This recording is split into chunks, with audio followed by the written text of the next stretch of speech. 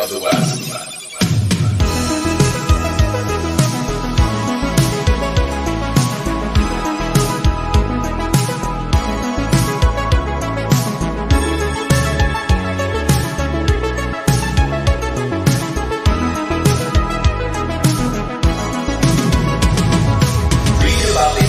Western kind.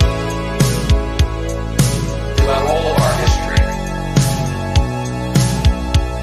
in the midst of combat, bullets flying by,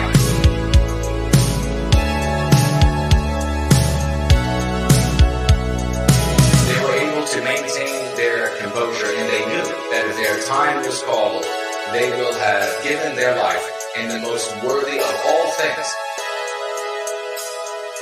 in the only way that can truly demand the life from you, and that is in service to the spirit of the West.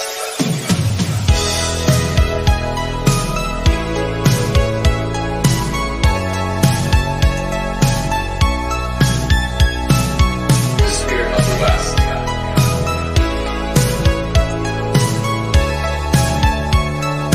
The West.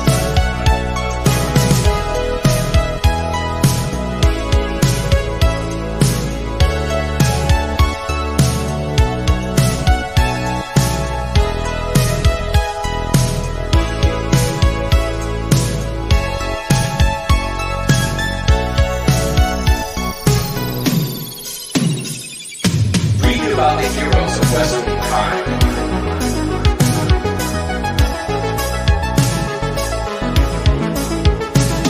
Throughout all of our history,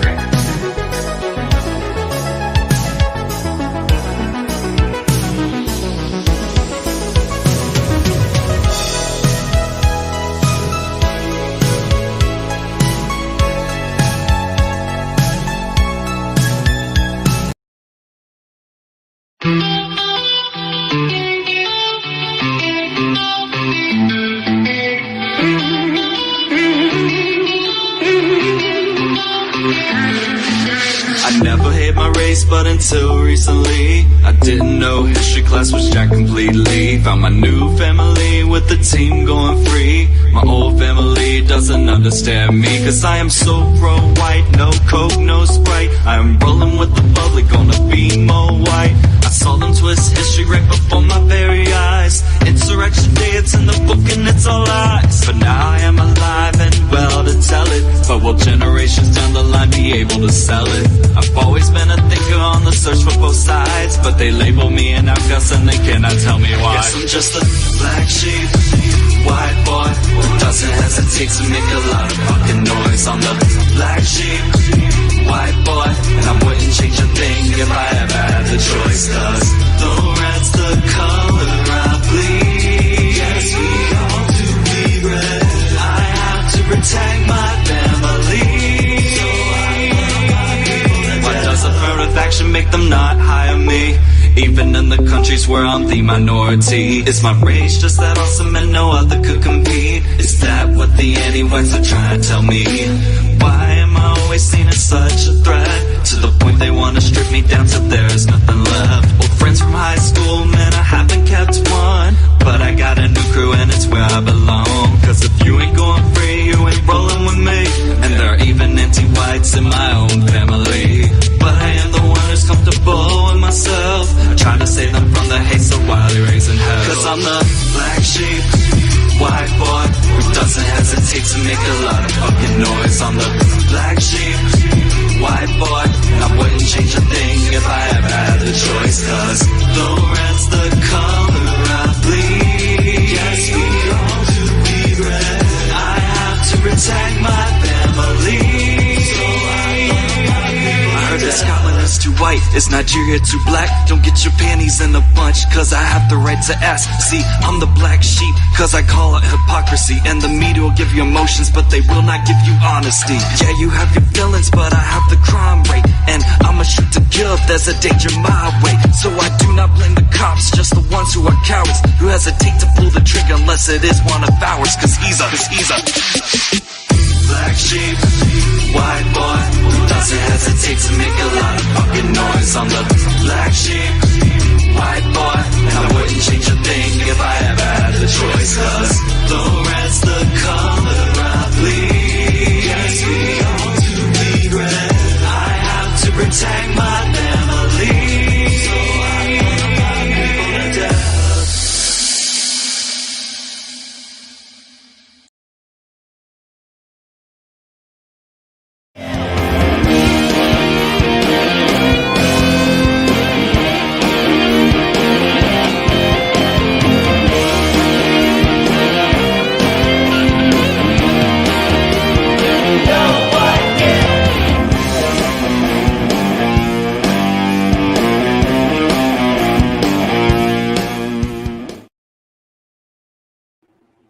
And we are rolling in, going free, ladies and gentlemen. It's good to see you all. Please let me know that the microphone is working. It's the right mic. And we have up now all of our platforms. Entropy is up, and you can ask questions there. Tag me as No White Guilt. And you, of course, can financially gift there should you like to do so. You may also financially gift over at Odyssey, which is over to my left, your right. And I will answer any questions. Also, I see over there, keep an eye. Hello to everyone who is there. And then, of course, we have over here to my right, Cash App, and you can financially gift me there. You can do that with cryptocurrency as well on Cash App. And if you have any other cryptocurrency desires, you can head on over to nowhiteguilt.org, click on the financial gift tab, and we'll show you the wallets that we use. You can financially gift me there with cryptocurrency. It's great to see everybody. There's the great Caleb. Wonderful to see you. Artificer, White Wolf. Wonderful to see you. Ultra Testosterone. Hey, the great Kate is there. Hello, little lady. And who all do we have? Franklin, the wonderful Franklin. Great to see you, brother, as well. Please let folks know that we are live. If you haven't already, just share the URL and say, hey, you might want to come give a listen to this. Brief roll-in. I guess we'll see if it ends up being a brief roll-in or not. But we do have this article that we will be covering in just a moment. I'll put it up on the screen as well, I think that's what I'll do, or I'll see about that. But before we get into that, we have a surprise guest that will be showing up a little later, and I will tell you who that is and introduce that person when that person shows up. We'll be hearing from them. We will also take a look at the gift that I got from Mark, and I will explain why I got him a gift and what's that all about. And I will share the gift with you all so you all can be the first to see the gift, even before Mark does. He's long in bed at this point, being 5 hours ahead. So we won't expect him to be seeing it with the rest of you, with the rest of us. So if you all have anything to talk about, you want to reach out to me, tag me as No White Guilt, as I was saying, so I can see that you've written to me. If you disagree, that's fine. Just be respectful and I'll speak to it. I finally came across was it yesterday was the first ones?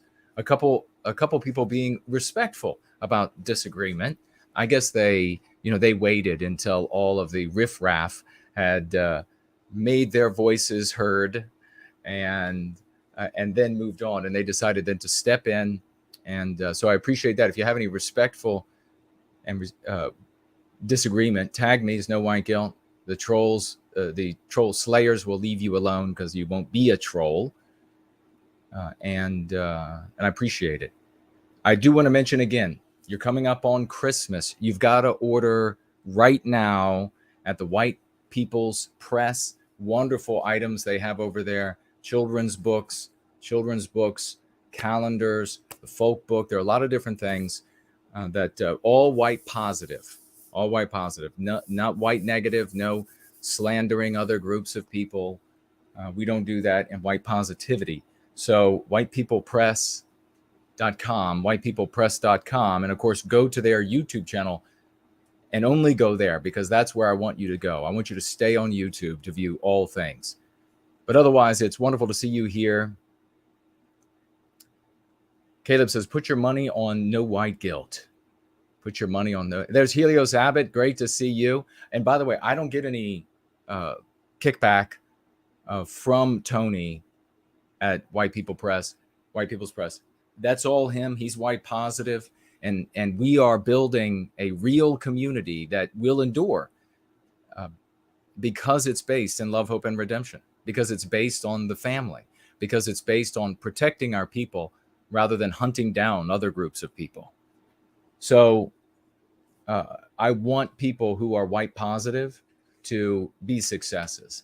I want them to be able to make a little bit of money or a lot of money in business in a white positive way.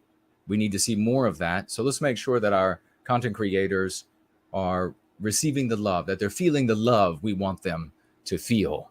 I had a long day. I got to get excited. I got to get fired up to be with you all. I probably about 3 hours of sleep, got up, did the work thing, did the gym thing, did the range thing, eating along the way, and then preparing for this.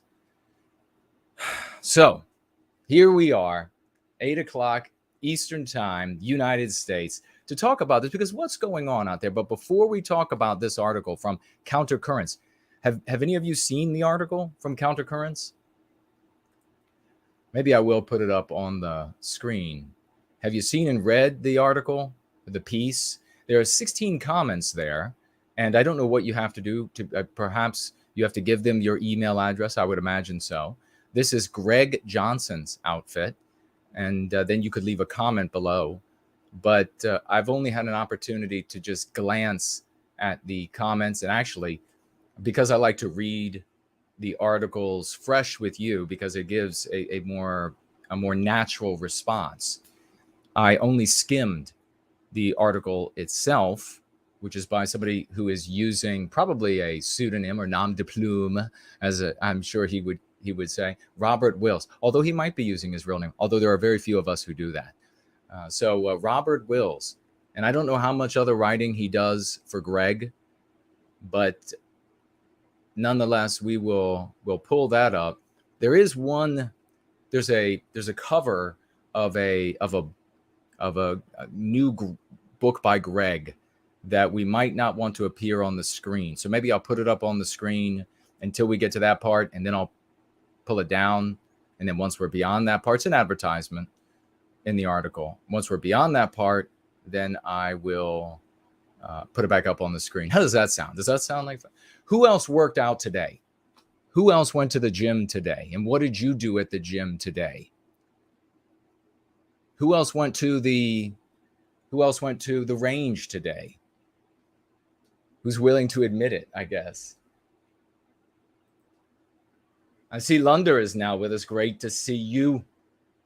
Good, sir. Victorian time traveler.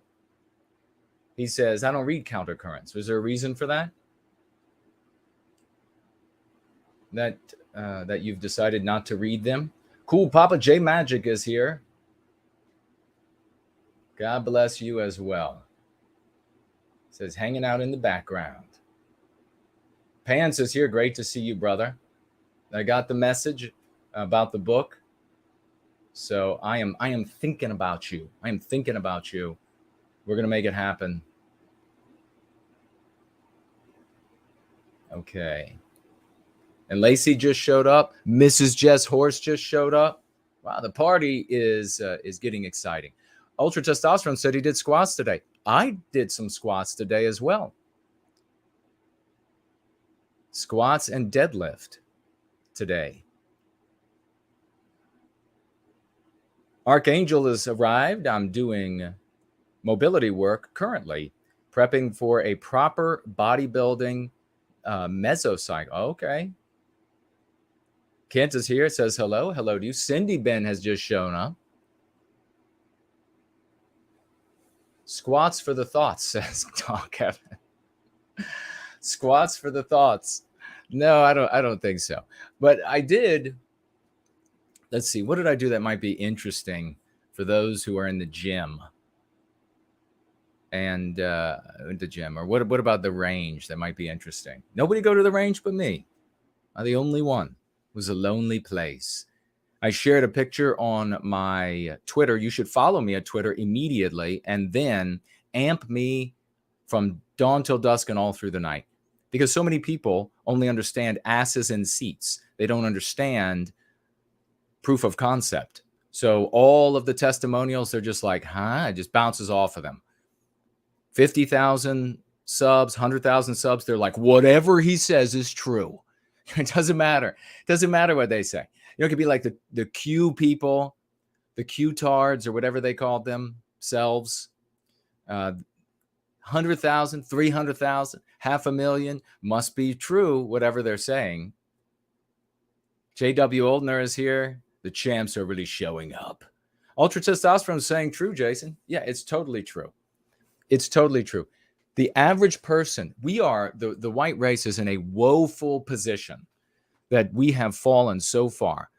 I don't even know if the average IQ for white people is 100 anymore.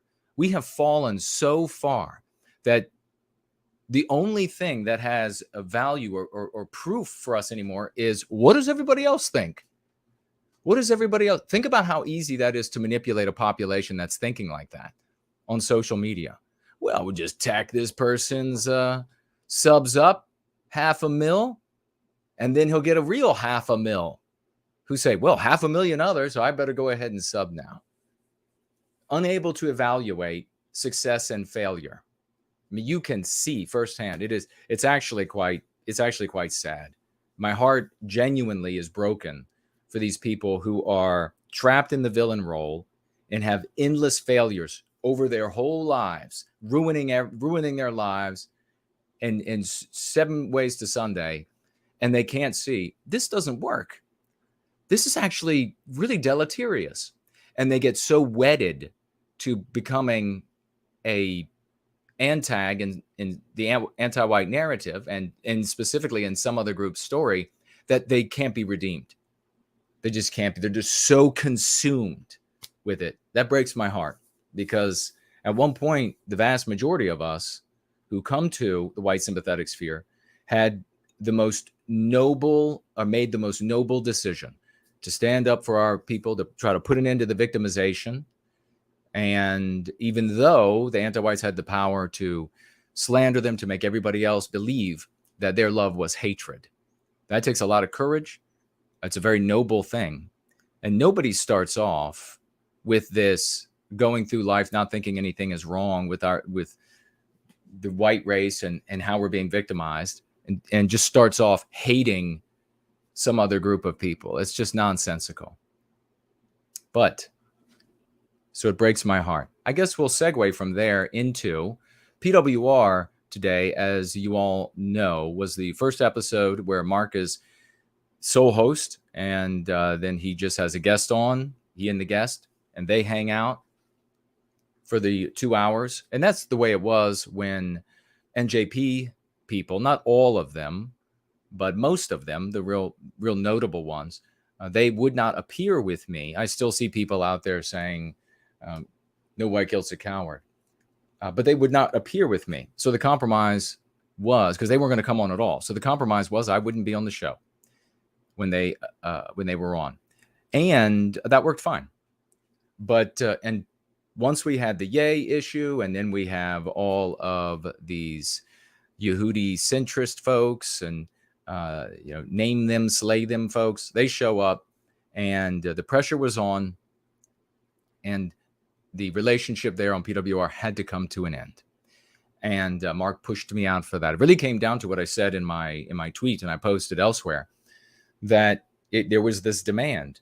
You hate a people and want vengeance and revenge and etc. on them from the moment of their birth, not from the moment of victimizing me or participating in my people's victimization.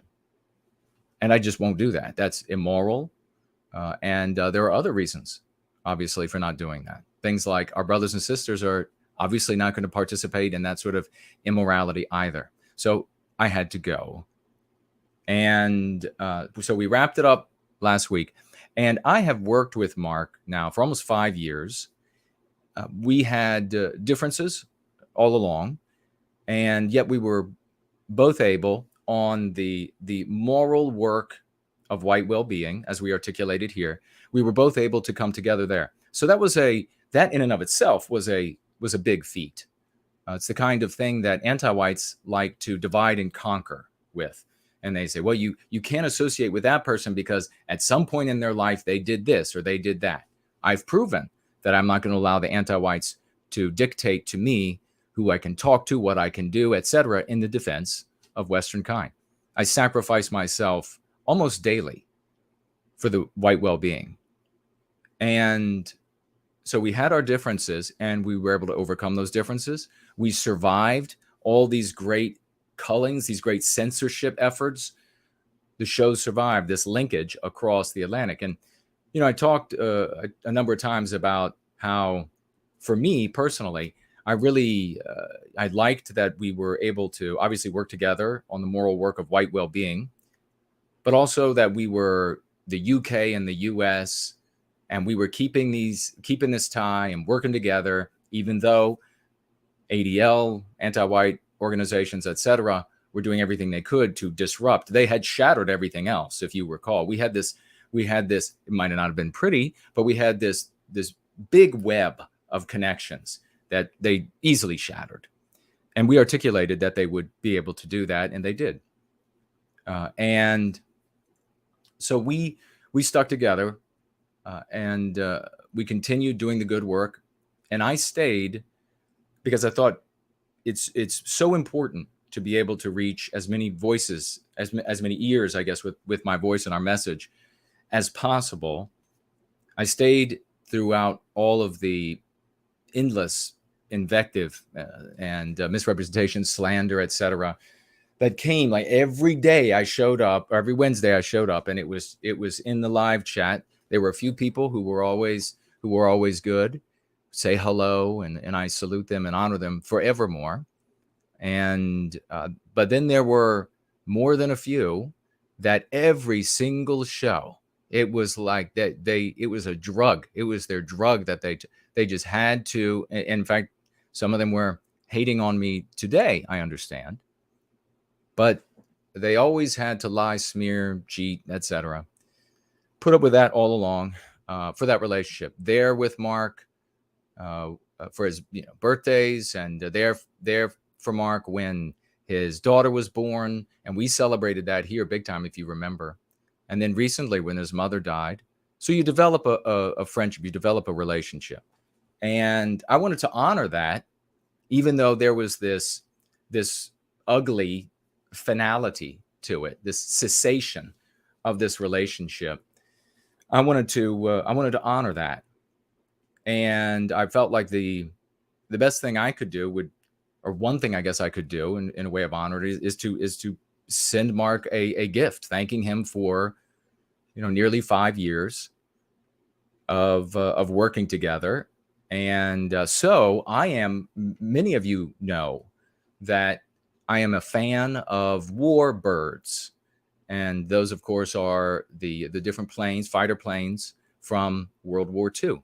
And of course, I articulating very often that I am a friend, a comrade, a lover of the men, our brothers on both sides of the conflict.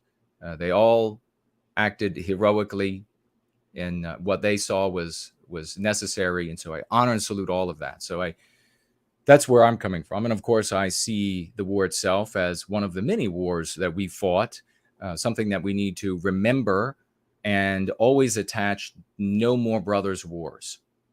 Something that somehow disappeared, like this ephemeral, mist. It just disappeared from the horizon when Russia and Ukraine went to war, and all of a sudden it was like brothers' wars for a lot of people, not for everyone. I mean, a lot of folks here were like, yeah, it doesn't matter. Even if you think one side is right or the other side is right, no brothers' wars.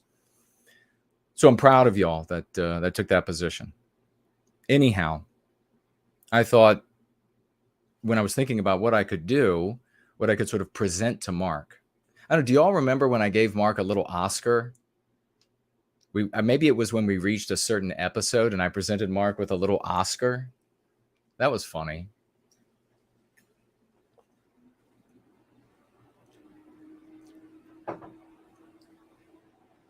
So while I was thinking about this, I'm thinking about the sort of alliance between the US and the UK. It hit me. I was essentially, for almost 5 years, Mark's wingman. I like warbirds. So I wondered, is there a picture out there that I could purchase and then maybe write something on where an American warbird was flying in the wingman position to an English warbird. And I found one. And so I have it here, and I'll be sending this off to Mark at my first opportunity. And I wrote here, and I'm going to let you all see it in just a moment. It's really cool, especially for those who are also interested in airplanes and specifically fighters. It's very neat. So you have, of course, you have the Hurricane and the Mustang. And I wrote here, Mark, we had ideological disagreements that grew until they divided us. But it was a pleasure working with you as your wingman, where we aligned on the moral work of white well-being. And then I signed it. Take a look at how cool this is.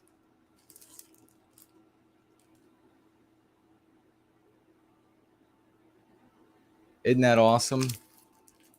You have the American Mustang there, flying in the wingman position, and it's just beautiful. Both of those planes are gorgeous airplanes.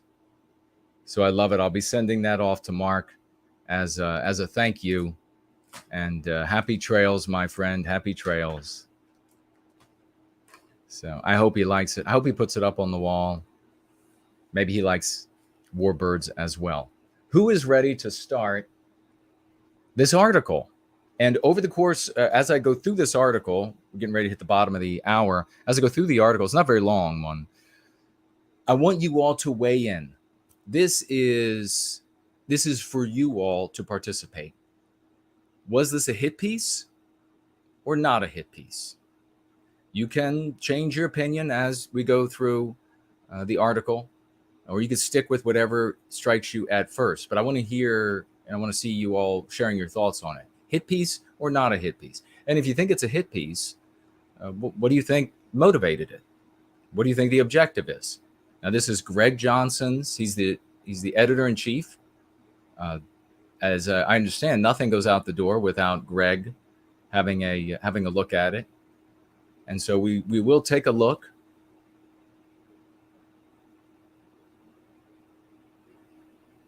Tall Kevin already says hit piece, absolutely. Thank you for your input, brother. Hyperborean dream. Growing up, my neighbor across the road had a PT-19 in his barn. Whoa.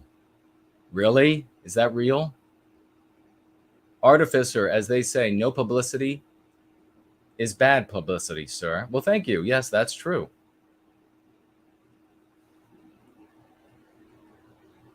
Yeah. So yeah, and it would be nice if Mark got that framed, because it's epically cool. I mean, seriously, when you look, those planes are just, tell me that's not awesome.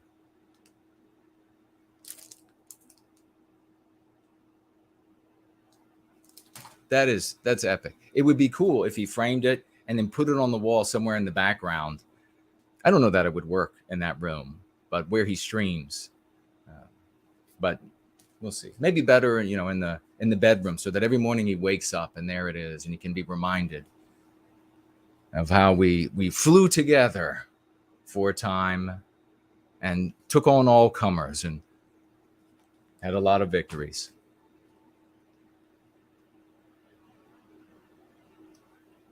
All right. De Novo is here. Great to see you, brother. Tall Kevin, why do you think it's a hit piece? What do you think the purpose is?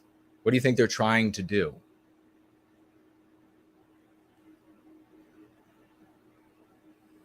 Caleb writes a statement that there are few that are truer. White girls love no white guilt. They absolutely do. Not just no white guilt in me, but no white guilt in every man out there. Elaine Sabatino is with us, saying hello. Helio Sabbath saying, wow, Jason, what a gentleman. Well, thank you for that.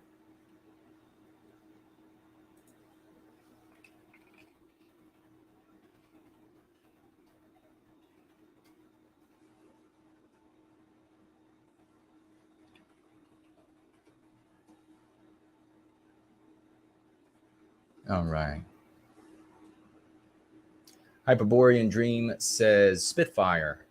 Did I not say Spitfire? What did I say earlier?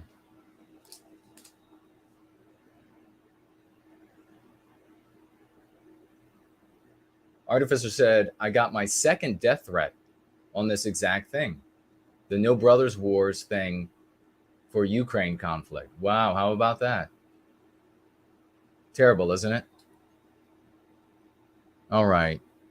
Let me go ahead and pull up. And if you financially gift over the course of this gathering, or this roll-in, I should say, if it is $19 or less, I'm going to save it for the end. $20 or more, I'll read it as soon as I see it. So let me find this and see if we can pull it up on the screen.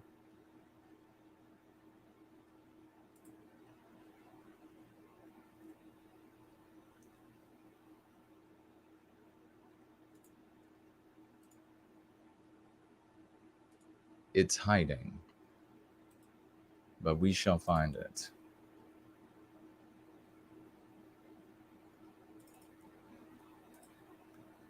Is that it? Did we find it? Oh, there we go. All right.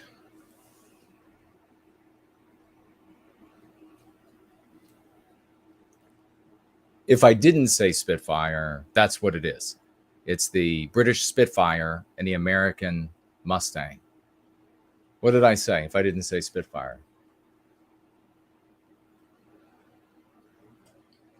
Did I say Hurricane? Because that looks a little bit the same.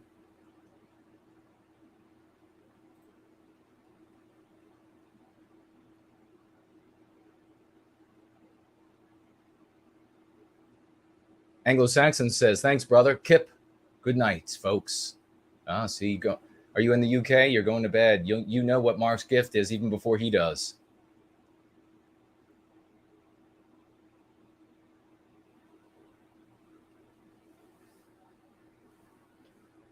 Victorian Time Traveler says, same reason I don't get to read the London Herald. It's nothing personal. It's just one of the many newspapers I don't read. There you have it, man. Tall Kevin, if you responded, okay, you did. Greg saying you are only typing to appeal to white liberals is an insult. Yes. Archangel says, Jason said it was a hurricane. Yes, it's a Spitfire. I misspoke. It is a Spitfire.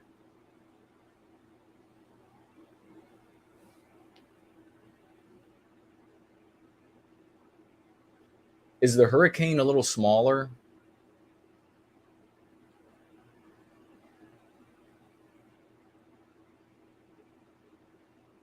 I don't know why, but the Hurricane, every time I think of that aircraft, it always makes me think of that French jet, the Mirage.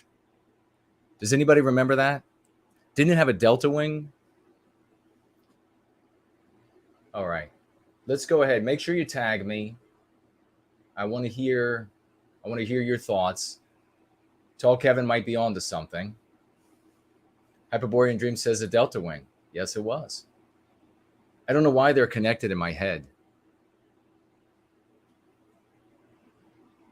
Okay. White Wolf is here. Great to see you. Corey, hello. Please share that we are live and we are going over this. And remember, we have a special guest coming on in just a little bit. And we are, the special guest and myself are going to look at the article a little bit more and whatever I haven't finished.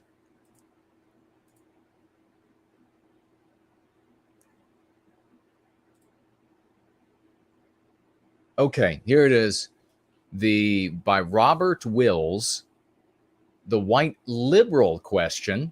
And I want to thank Lunder, who was the first one to bring my attention to this article, like maybe as soon as it came out. Now, countercurrents is this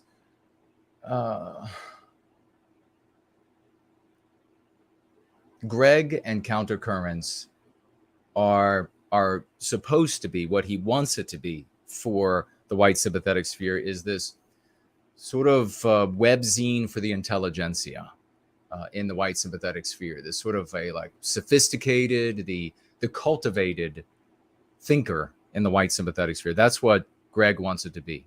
Now, I know Greg from a minimum, I think, of 15 years ago. Greg's probably watching, or he will watch, or somebody working for him will watch. I met Greg a minimum of 15 years ago, I would say, when he was down in Georgia living with Sam. And so I've known Greg for a long, it's at least 15 years. He could share exactly how long. He'll know what years he lived with, years he lived with Sam there. It was before he moved out west. And so this was his thinking.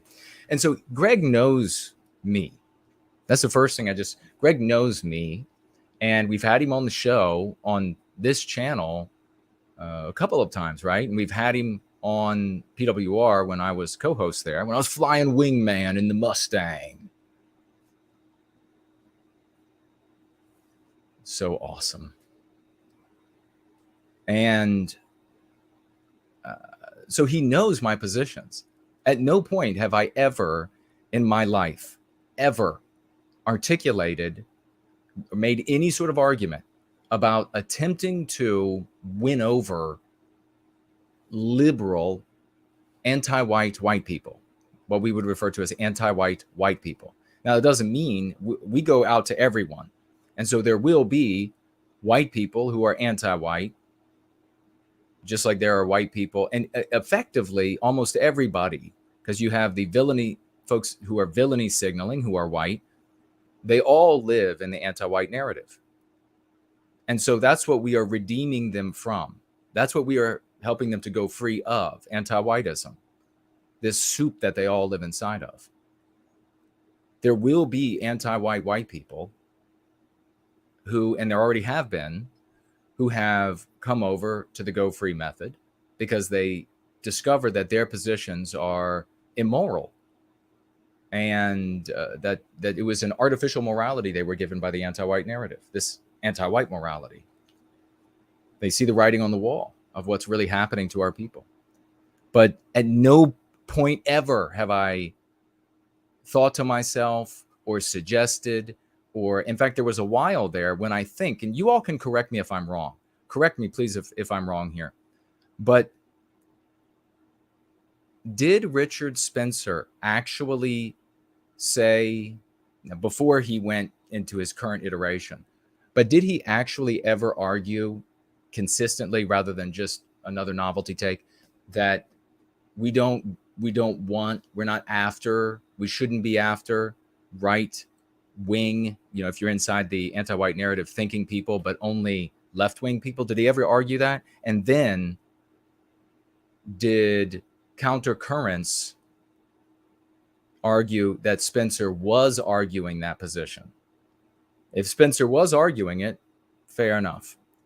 But if Spencer wasn't arguing that as a real legitimate thing, not just another novelty take of his, and Countercurrents did say that that's what Spencer wanted and what Spencer was up to, then that would be like, this is a repeat. I'm not saying that I know that happened.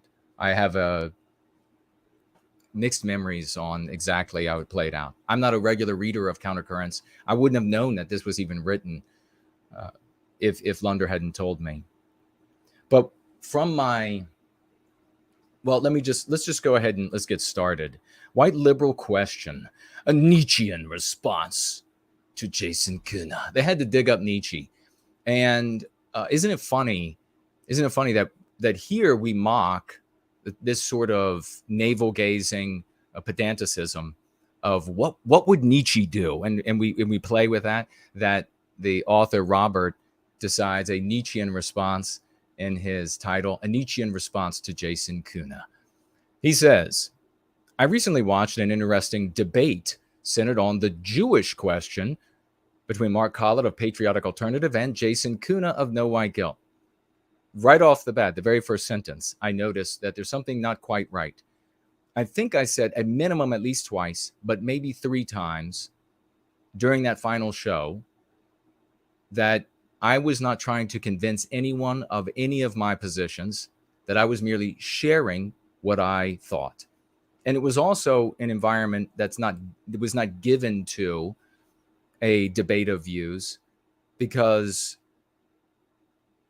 I and Mark, to whatever degree he was able, we were both, I guess, trying to get through that final show in a gentlemanly manner that is becoming of men of the West.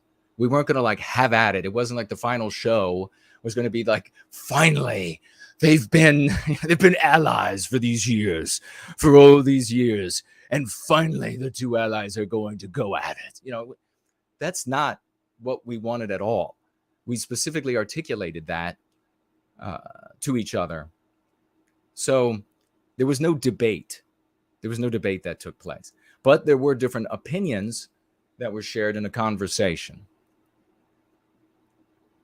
And the environment was one, of course, as well, in which the totality of the audience, with a couple of exceptions, no, there were less than five exceptions. The totality of the audience was like slandering the shit out of me the entire time. So it's not like Mark could have forgotten how to talk, and that audience would have still said that he had won the debate. So let's be serious. If you've been around this scene for a while, the debate wasn't earth-shattering. Lines have been drawn, sides chosen. Listeners knew the arguments that both sides were going to make before they made them. So that's insincere by Robert, because our positions, he's making it sound like everybody already knows what Jason is going to say. Everybody already knows what Mark is going to say. Now, there's probably some truth, because they're all devotees of Mark's. And Mark's message is far more like the main message in the white sympathetic sphere. But to say that everybody knew what I was going to say is to dismiss and downplay all the work that we do here. Everybody knows what Jason's going to say, but he said it anyhow.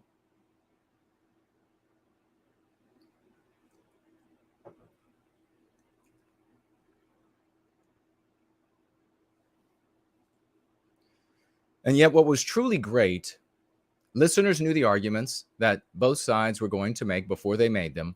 And yet what was truly great about the debate was that both sides made them clearly and succinctly.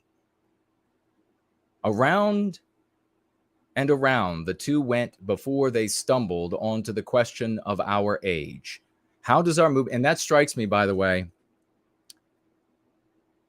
that what's important in the debate was that both sides made them clearly and succinctly. That, for me, as I'm reading this already with this title, I'm suspicious. So this makes me think, okay, what he's going to do is say, he's effectively saying there, Jason made his best case. Everybody knew what that was going to be.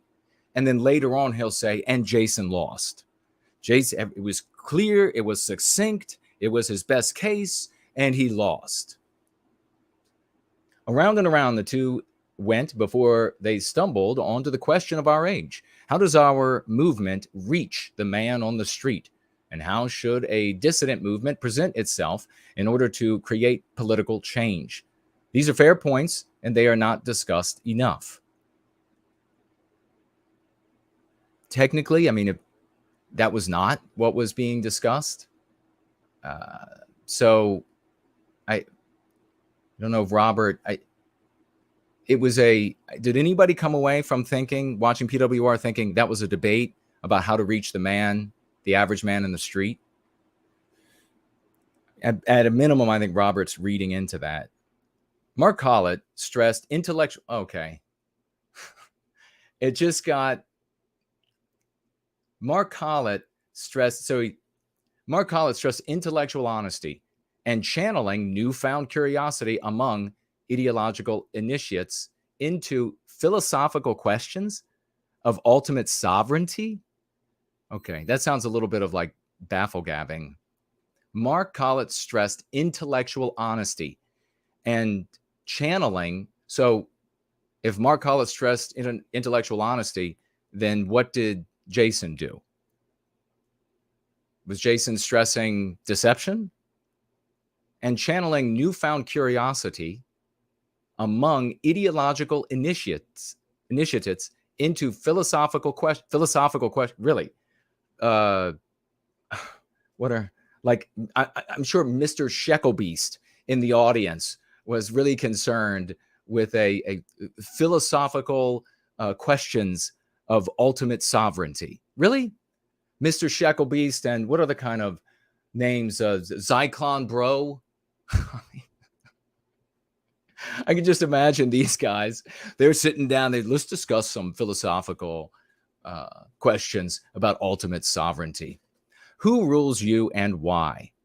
Who rules you? So giving away with that unspoken argument right there, what Robert actually, what opinion Robert actually sides with. Here was where the debate got interesting. Replying to Mark, Kuna said,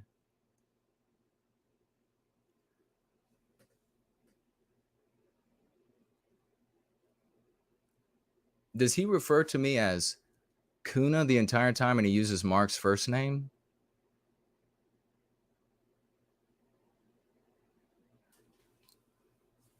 That strikes me as something that you would do if you wanted to make Mark seem like he's comfortable, he's your friend, you know Mark, you can trust Mark. Mark wants intellectual honesty, channeling newfound curiosity among ideological initiates in the philosophical question of ultimate sovereignty. You know Mark, he's a good friend. Kuna is like using the last name. That's like stranger. You don't know. He's not comfortable. You don't know him. He's trying to do something weird. I mean, maybe do you think I'm reading into it? Maybe I am. Maybe I am. Does he go on to call me Kuna the entire time? Why would be I mean, if you want to have consistency, I've been working with Mark for almost 5 years on that show. I think I've been around long enough to call me Jason if you're going to call him Mark. So that's, am I seeing too much there?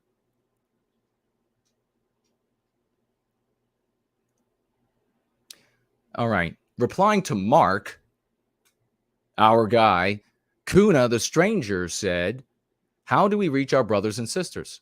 What is in their heads? Close quote. In other words, you can't reach the normies if you talk about the Jews. A familiar argument. Oh, so he's like downplaying. Absolutely, that is not what I was arguing, Robert. He says, but Kuna added an enormous twist. Well, we'll see what the enormous twist is in a moment. I was not making a case that, hey, this is what we think, but then over here, we got to lie. We got to have a very different message. Absolutely not. Robert, how can you write something like this, not reach out to me, not know anything? You just, DeNorvo says exactly. He's presenting you as rigid in a wrong POV.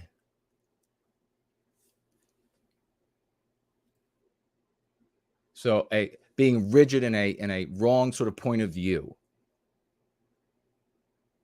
A familiar argument. So we've heard it before. This is kind of going a certain way already. Maybe Kevin was onto something. I don't know. I'm reserving my judgment, but this is really going a certain way already. A familiar argument. Well, you got it actually wrong, Robert. You're actually totally wrong. So a familiar argument. And of course, that is to dismiss what I have to say. It's sort of like contemptuously dismiss, just superciliously. Oh, I already know what you're going to say, little alien distant man, Kuna. Already know what you're going to say. Okay. But Kuna added an enormous twist. What differentiates Kuna from other people who argued this, quote, evangelicals love Israel, isn't what he adds to the debate, but rather who he is trying to reach.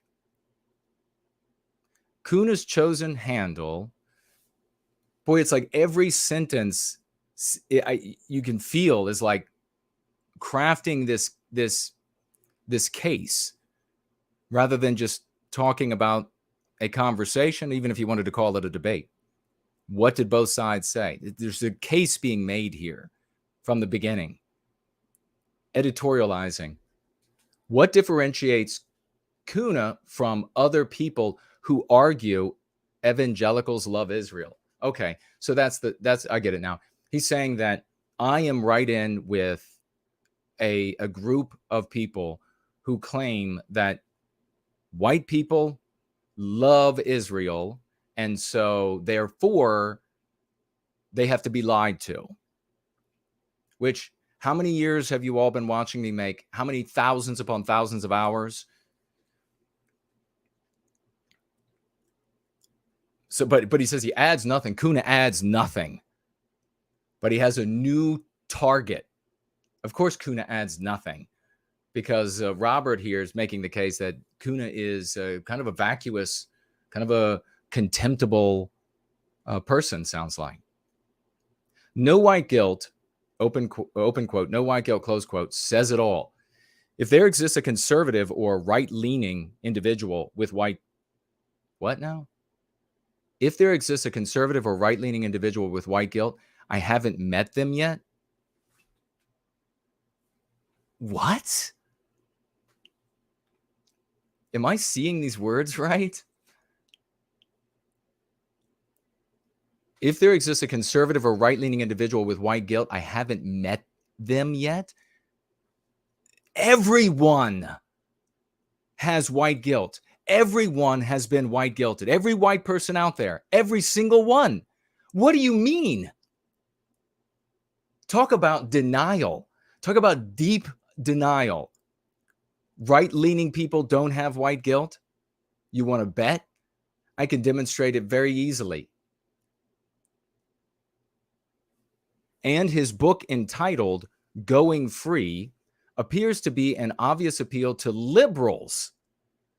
Appears to be an obvious appeal to liberals on the basis of a conservative trope about them.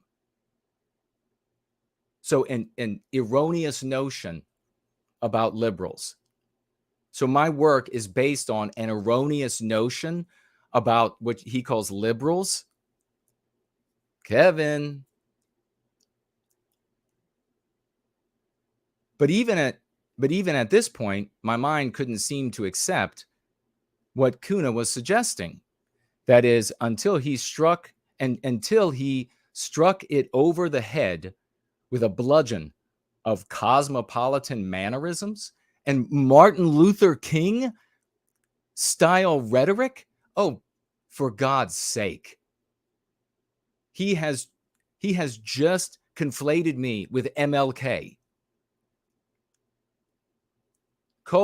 He is trying to appeal to urban white liberal. Okay. Anybody have any opinions now? So Kuna, the stranger, has no original arguments or positions. He's one of those loony people who are arguing that rather than target right-wing people, that white liberals need to be targeted. And he is saying that as a fact. He's not saying, up here he says, appears to be. And then he says that Kuna struck it over the head with a bludgeon of cosmopolitan mannerisms and Martin Luther King style rhetoric, he is trying to appeal to urban white liberals. That is a gross misrepresentation of what we do here. There are thousands upon thousands upon thousands of hours of video here. I have 5 books. I've given countless speeches at meetings and events. Greg knows that I have never made a single argument about wanting to appeal to white liberals. And yet it went through his editorialship and is now on this platform?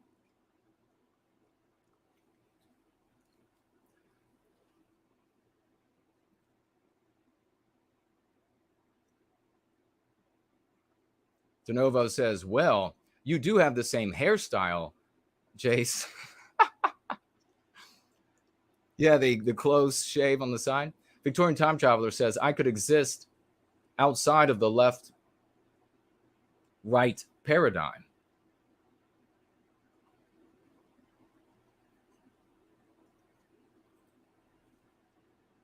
Franklin says they know that many people in their audience will not scrutinize the claims Robert Wills makes. Oh, so you're thinking that saying this, that their readers are going to say, oh, that's just one of those frivolous little silly endeavors. And so I know I put it in a box and I won't look into it now. I won't look at what Jason and this whole white positive community is doing. I'll correct me if I'm wrong. I'm going to have to pull this down for a moment because we're coming up on that book cover. Correct me if I'm wrong. But has Countercurrents ever published a single article about the 9 lives that we saved articulated during live streams, to which I had to hold back tears and my eyes got all shiny? And there are more. Have they ever done any articles about the fact that we are responsible? This powerful little community is responsible for inserting our concepts into societal use around planet Earth? Have they ever done any articles on that? Even getting the anti-whites themselves and the anti-white establishment using our concepts as we articulated could be done? Have they ever done a single piece celebrating that? Did they do a single piece about the GFC of Virginia confronting a mayor and a mayoral candidate, Republican and Democrat, and humiliating them, dominating the conversation from a moral position, and being able to walk away from there with our heads held high, while both of those individuals were flustered and wanted to just run away from the conversation? Did they do an article about that? Did they do an article about no white guilt clips absolutely destroying Jeff Deal and that little princess that was running for Congress? Caused Jeff Deal to have spit fly out of his mouth using our lexicon, our concepts, our dialectics. It has never been done. Greg knows very well that's never been done in the white sympathetic sphere ever, period, into conversation. No more to say about it. Never been done. We get, and everyone knows, over the past just few years, thousands of testimony. You probably, each individual, have heard me read at least hundreds of testimonials about how the Go Free method has turned around the writer's life, and how this is better, that's better, relationships with family restored, going back to the father, people doing better in school, people doing better at work, every aspect of life getting better. Has Countercurrents ever done an article on that? Has Countercurrents ever done an article on the only advocate for white well-being that has had 2 children named after him by people who are not directly his kin? Have they ever done an article on that? Does anybody know? J.W. Olner says it's not a hit piece because it's just straight out slander. Nobody ever told me that Countercurrents ever did a single story, and I'm open to being wrong, on any of that. On any of that. Can you believe that there is this new community, and they're very different? It's just, they call themselves white positive, and they say they serve white well-being. And the 9th life that was headed for suicide, not like I was thinking about it, I was kind of depressed. People who said, I had the date, I wrote the letter, I figured out how to do it, and I got the drugs, or I got the weapon, I got those kind of suicidal people. You would think that would be of a serious interest to countercurrents readers. Not a single article of all these years about all those successes. And now I say, Ye's law, naming them ruins you, and suddenly an article immediately appears totally misrepresenting me and the work we do here to all of the readers of Countercurrents.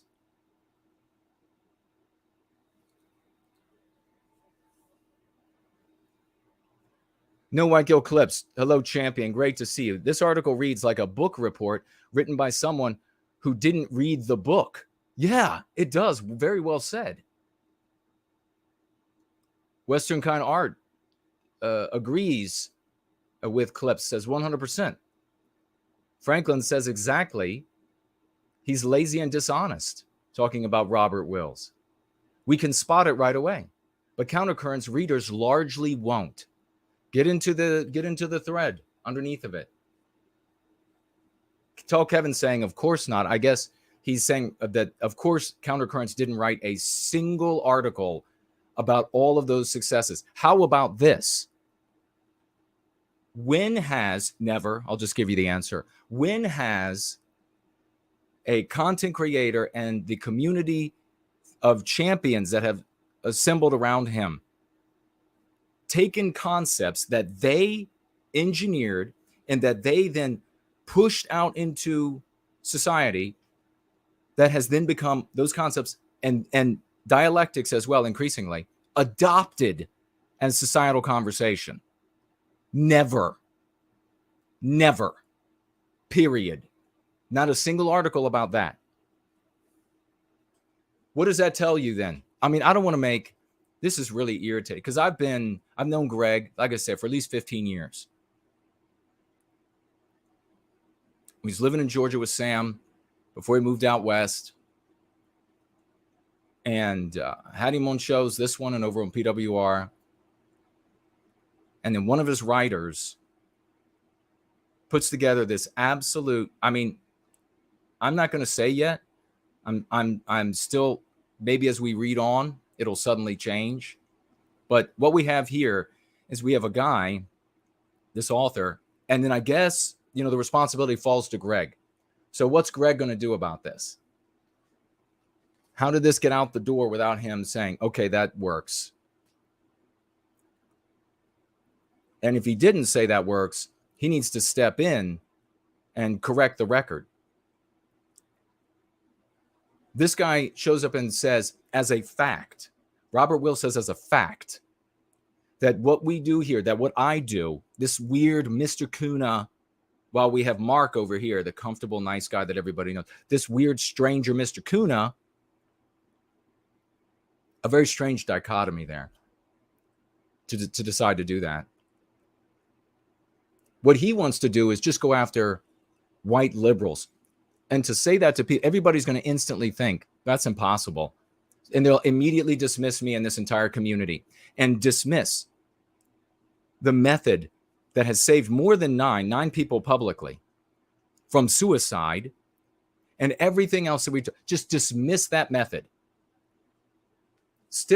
Just stick with documenting the doom and dissecting the doom and divining the doom. Just stick with that. Wow. All right. Well, let's continue. He is trying to make white identity appeal to urban white liberals, whatever. Urban white liberals who mostly despise white identity. Okay. So as if it's not bad sake. This is ridiculous. As if it's not bad enough, we see that what Robert Wills is going to do here is, even though he already knows that white people in the white sympathetic sphere, explicit and implicit, reading this, that, whoa, the No White Guilt guy wants to bring white liberals over. That's impossible. Even though they already know that, Robert Wills is going to tell you now how impossible it is, just to make sure, in case you were not 150% certain that it was a totally asinine thing for that Kuna guy to want to do. Urban white liberals who mostly despise white identity and hate anything remotely right-leaning, even the neocons. Wow, that Kuna guy.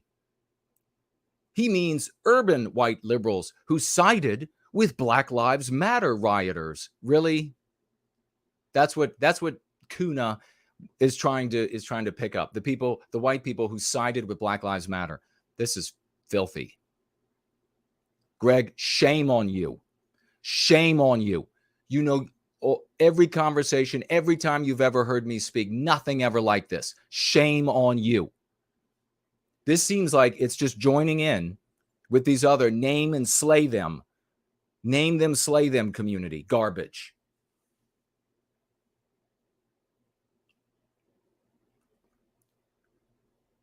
Urban white liberals who sided with Black Lives Matter rioters rather than the white people the latter was robbing. Oh, okay. Looting and killing. Oh, I see. Kuna doesn't want to side with the white people who were robbed, looted, and killed. This guy's a mother. Did you know that? This is hardcore slander, psyop level, turning people away as best he can from the work we're doing here. Urban white liberals, he scribbles on, who were chomping at the bit. It's actually champing at the bit if you want to have an intellectual webzine here, just to point that out for you. To send Kyle Rittenhouse, urban white liberals who were chomping at the bit to send Kyle Rittenhouse to jail forever in a case of obvious self-defense. So Kuna wants to make sure that the white people, that he wants to cater to the white people who attempted to send Kyle Rittenhouse to jail forever when he was just defending himself, knowing all the white people who side with Kyle Rittenhouse. Urban white liberals who would wash blacks' feet, praise them for this is actually self-parodic.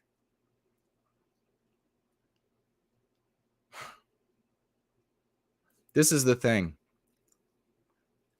Robert is, rather than disagree with me and present me as some sort of Philistine, he's presenting me as some sort of out of touch and misguided dilettante with panache. I do have panache, but none of the rest of it is true. Who would wash blacks' feet, praise them for bravely speaking the truth, and then beat a white man with a bike lock for being too uppity. And these are only a few amongst the numerous other atrocities they've committed over a span of decades. Yes, those people. Kuna did not make a great point. Kuna did not make a great point, but he did make a point greatly, and that was what mattered. Oh, okay. Jesus Christ. Once again, going back to Jason doesn't have anything to say, but he's got a lot of panache. He's got a lot of flair. He's got no point, but he can just deliver it well. He's like facilely delivering non-points, like a used car deal. I'm waiting for that to come up. So in other words, Kuna sides with all the white people that are for all of that. And how much evidence does Robert Wills have? Zero. This is trash, Greg. This is filth. This is, this is libel, Greg. Right? It's libel. So are you going to pull this shit down and type up an apology? Robert Wills saying, I side with all the white people who did all this horror to white people. We all know that an attempt to reach our fellow brothers and sisters from Libtopia is going to fail. But you just drove it home. And fail miserably. But why? Kuna is far from the only one on the right who believes that the blue horde of white liberals are not beyond redemption if only they would give up their sinning ways. Boy, that Kuna guy. The 80-ton pink elephant in the room wearing a bow tie that no one wishes to acknowledge, however, is why do liberals insist on anti-white policies despite being white themselves? Nietzsche offers some insight. So when you actually don't have anything intelligent to say, and you see this very often in these intelligentsia circles, it's like, well, I'll just throw out a name. Nietzsche. It's Nietzschean, don't you know? So this 80-ton pink elephant, that's what Jason sides with.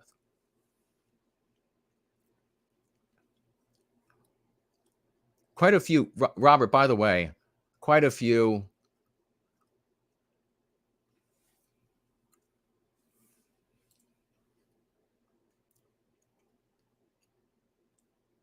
tautologist statements there. You kind of like going back over the same ground again and again. The conservative trope is that liberals are self-hating. I would argue just the opposite.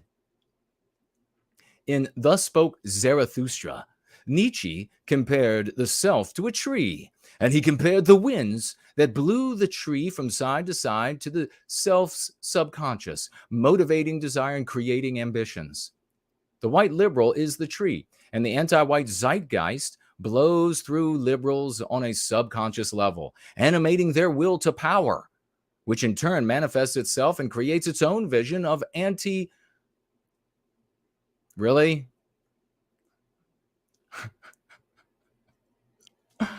He's using the words that we have pushed into societal use while slandering us, slandering me specifically, and all of you, as being for something that is ignorant, doomed to fail, and also something that we never articulated. Meanwhile, he uses concepts that we have pushed into societal use. Manifests itself and creates its own version of anti-whiteism that is fundamentally different from the dogma held by other racial groups. The urban white liberal then uses this creation of their subconscious as a sledgehammer to beat down their closest competition. So he's kind of like digging down, and he's saying, Nietzsche says Jason's wrong or Kuna's wrong. That's what this paragraph is for. It's sort of desultory, but that's what this paragraph is for. The urban white liberal then uses this creation of their subconscious as a sledgehammer to beat down their closest competition, other whites. In this regard, the white liberal's will to power understands anti-white, you're welcome, ideology to be a powerful tool. That is why they so zealously promote it. Entire professions such as law, medicine, psychology, and so on are essentially gate-kept by anti-white liberals. Thus, in that sense, urban white liberals are best understood as a tribe amongst themselves, and their fierce enemy is Middle America, both American and European Middle America. When the white liberal professes his own, what is even we talk about pedantic prattling. I've been to so many of these conferences, and these people start talking, the baffle gabbing begins, and all of these like desultory trails that are followed, and you just, it's so soporific. This glaze rolls over your eyes. This glaze rolls over your eyes. Thus, in a sense, urban white liberals are best understood as a tribe amongst themselves. When the white liberal professes his own woke virtues, it's therefore best understood his woke virtues. So you can see Robert there going back and forth between the verbiage the anti-whites have given him, which destroys us, and the verbiage that we gave him. You're welcome. So you can see he is slowly moving over to the verbiage, the concepts that work, that we pushed out into society. Wow. Isn't that a kick in the balls to have your concepts used by a Robert who is misrepresenting you to the hilt as vacuous as insipid, as almost as like a sciolist with this idiotic idea in order to turn everybody that he can away from you. There's no defense for this, Greg. There's no defense like, well, he was out of time. If he was out of time, then he couldn't say these things as facts. He couldn't say this is a fact for what Kuna believes and what he advances, which is what he did. Shameful.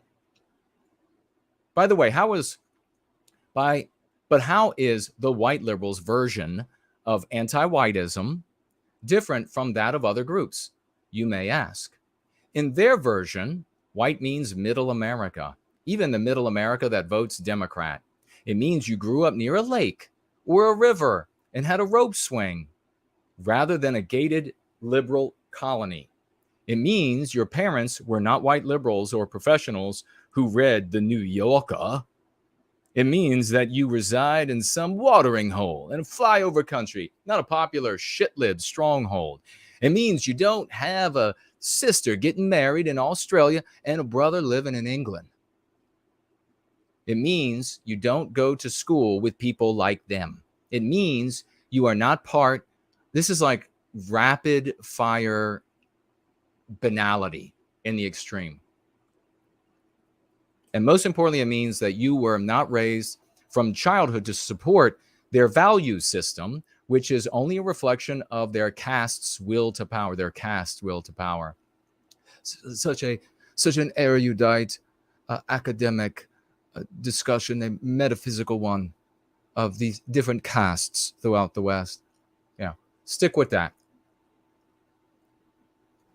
You know, for all of the pretense and all of the pompous, pretentious signaling that comes from many who feign to be like the intelligentsia in the white sympathetic sphere, they are some lying motherfuckers, aren't they? No intellectual integrity whatsoever. No academic integrity whatsoever. No journalistic integrity whatsoever. I would say that this is sort of sloppy reporting, but it's really gone deeply into journalistic malpractice.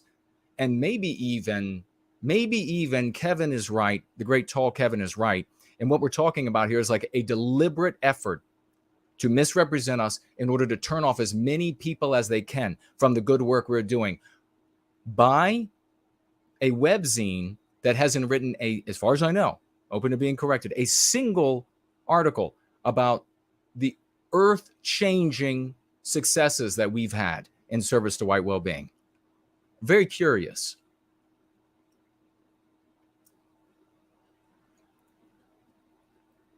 It is for this reason that Kuna's plan will fail.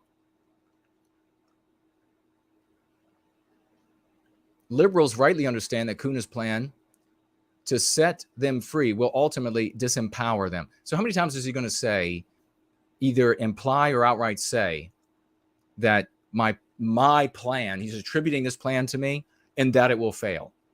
How many times is he going to go over the same territory?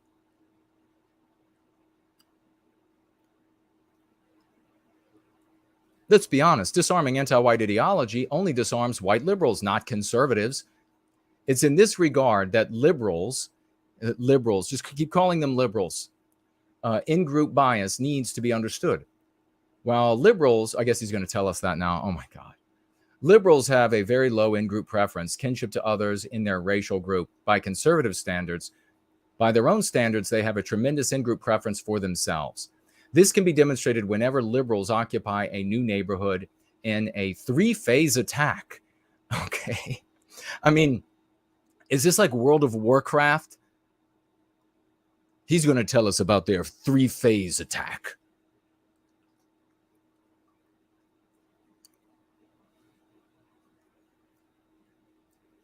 The first phase occurs immediately after they move into a new neighborhood. Maybe he'll write some profound treatise on this, and they'll all sit around with quills in their hands and ruminate on the splendor of the work and it will then be posted for a exorbitant price for purchase, so that you all can be imbued with such weighty items as the three-phase attack of liberal destruction. The first phase occurs immediately after they move into a new neighborhood. Here, explorer liberals, I shit you not, it actually says that. I was just joking. Explorer liberals. Oh my God. This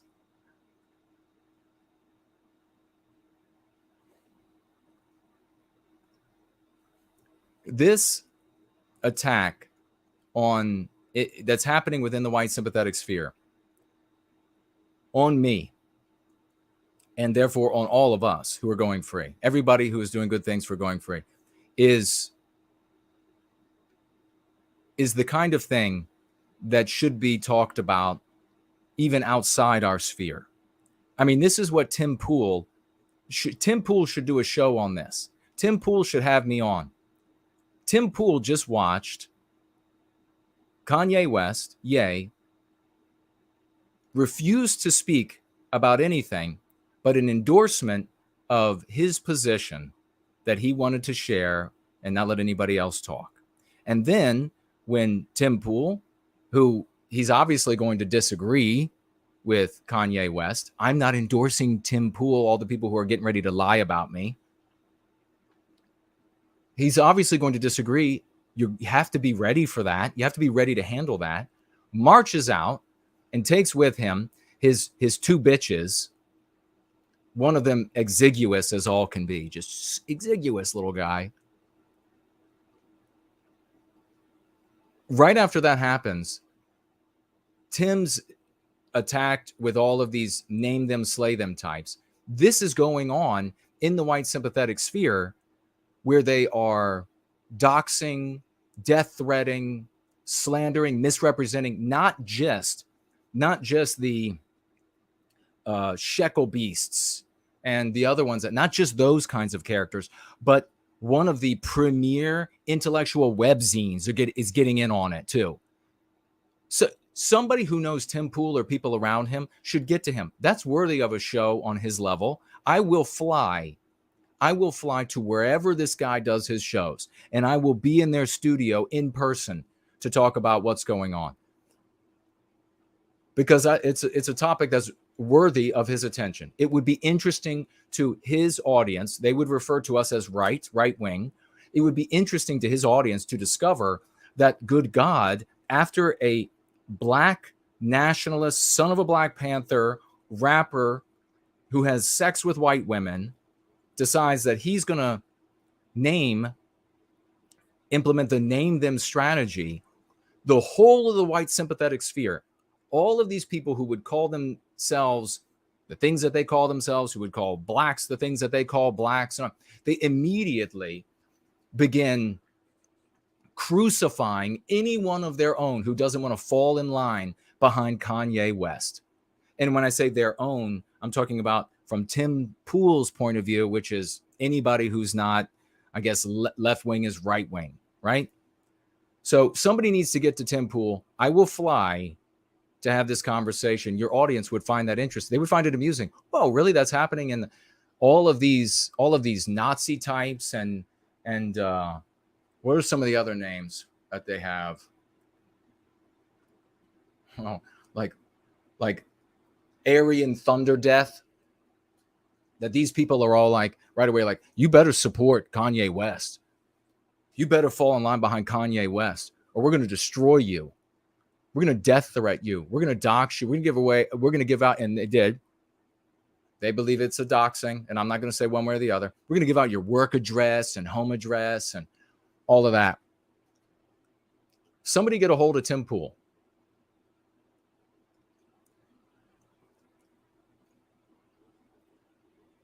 Okay. The Explorer liberals. Did they get to wear like one of those conquistador helmets? The Explorer liberals? Robert, is that what they wear? Begin with a three-pronged attack on the mostly Republican-leaning local populace. The first phase is thus a mass display of yard signs. I am not kidding. This can't be real. Is this a real article? This is a real article, right? Everybody read this? Did anybody?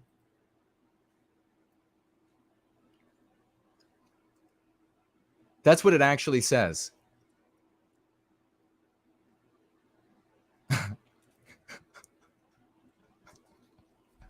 Let me do this. I'm gonna send out the link to our surprise guest, and so we can have that surprise guest when I'm ready to bring that surprise guest on, which will be soon, to discuss the rest of this, I think. So we can liven it up a little bit. We can have more than just one voice.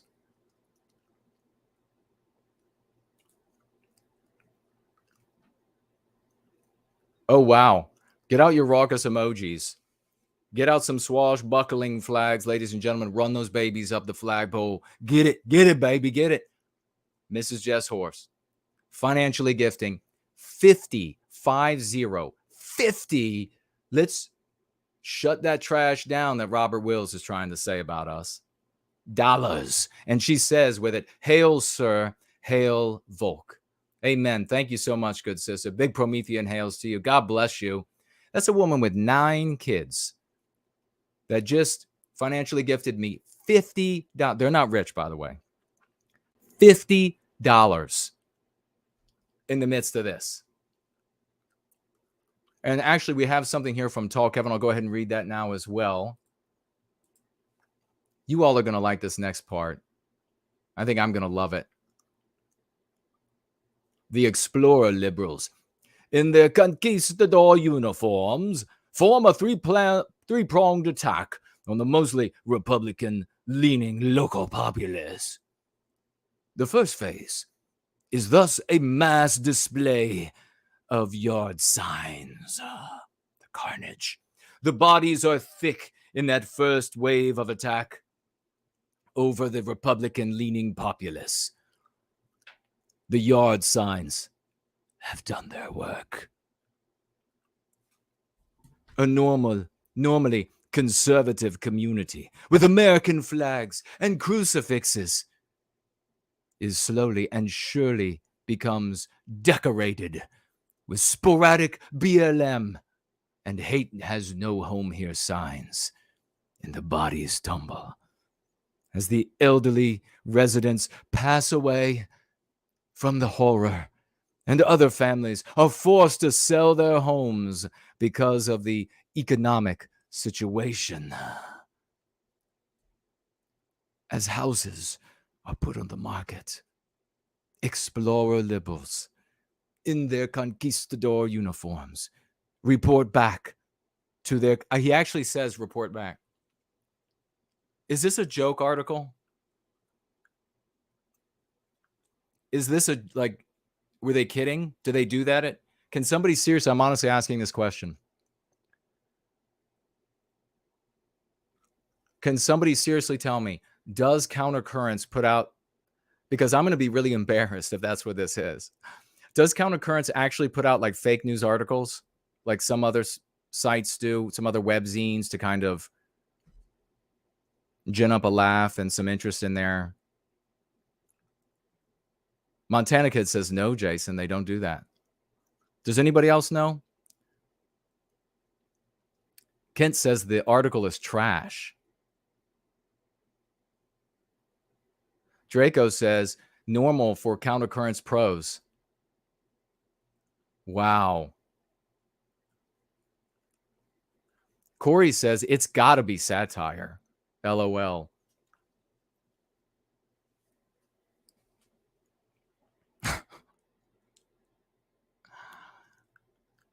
I'm serious about the Tim Pool thing. I genuinely think that would be interesting to his audience. That would be an interest. Does anybody know that Luke guy? Does anybody know any of the people that work there? You got to word it right.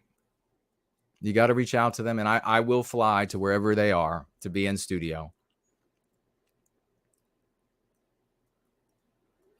Okay, let's see. As houses, should I read this like histrionically? As houses are put on the market, explorer liberals report back to their cohort, and the mass moving is set into motion. Wow. So they send like, they write letters that are sent off across the sea. And then shipfuls of like social justice warriors, they appear. They're like, it's safe for us now. And then they start rolling off of the ships. And I do mean rolling. They're rolling off of the ships. Purple hair on fire. They roll in. He's in Maryland. Shit, I can drive there. I live right here outside of DC. They roll out of the ship, screaming like banshees. Some of them trying to like, they have big tote bags full of pets and like Twinkies, Haagen-Dazs. Some of them changing attire from like male attire to female attire to male attire as they go. They have reported back to their cohort, and the mass moving is set into motion. It really says that. If you think I'm shitting you, I will put the link to this. Somebody grab this and screen capture the whole thing and or copy it and paste it so we have it, because people are going to think I'm lying. They are absolutely going to think I'm kidding. The second phase of the attack centers on the establishment of business aligned with woke values. Maybe I should stop here and get our, let me read, and then I'm going to get our surprise guest and bring our surprise guest up. I will tell you this. I will give you some hints about the surprise guest, and you all can guess at the surprise guest. This surprise guest has a certified stratospheric IQ. Not like that person's smart, can cite a lot of readers or can tell you what's happened in politics over the past 6 years. Give you like these little prosaic history lessons of the past 6 years in politics. This person has a verified stratospheric genius IQ. And I have seen it in action. We'll be bringing that person up in a minute to continue the conversation about this very silly piece. Tall Kevin writes here with $10. God bless you, brother. Thank you for those dollars. To play devil's advocate for Greg, writes Tall Kevin, if asked about never meeting anyone with white guilt, he would move the goalpost and give his own specific definition of what white guilt is. And you could never put a finger on it in the real world. 200 IQ take from him. We're just not smart enough to see his genius, I guess. Well, Greg's a smart guy. And I like Greg. And I hope that he is going to take this down, reprimand the author, and there's some reason behind this. There's got to be that he had COVID and he was trapped in the zoo by escaped monkeys, and he couldn't get out. And so somebody else had to take a look at it and then post it for him. That's the only thing I can guess. And that it went up without his knowledge, and he's most sorry for that. He knows that I've never argued for anything so asinine, and that he's never heard any such thing from me, even remotely. And that clearly the body of our work says something very, it's not even like we're just like these dabblers or these dilettantes in this sphere. Like, well, we stream maybe once a month for like 30 minutes and I share a couple thoughts and it's all incoherent and disjointed. And so nobody really can say. And so they kind of have to take what I said someplace else and try to fit it together. it would not have taken Robert 20 minutes to discover that he is wildly wrong here. This is clearly, increasingly so. We'll see what our genius special guest has to say. This is clearly looking like it's more than just a hit piece. It's more than just Jason is a bad guy based on what Jason actually believes. This is Jason believes something very different than he did. It's completely empty. He's added nothing, and it's totally feckless. It can never succeed. So never have any interest in him. Tall Kevin, thank you for that. We also have Sloths here, $3 financial gift. Not only has, and thank you, good sir, one of our in-house philosophers, Sloths, not only has positivity gotten Westman off the path to suicide, it also got them, the same people, going free of anti-whiteism. We don't want our people dying. We don't want our people dying anymore. Precisely. Thank you for that, brother. We don't want them dying. We want them to be successes in their lives because I love them. I genuinely, look at how much, am I being enriched? All of you know that there are a few things that I could say, and if I wanted to be popular rather than do what's right for our people, there are a few things that I could say, and I could say them better than anybody else, right? It's just the truth, right?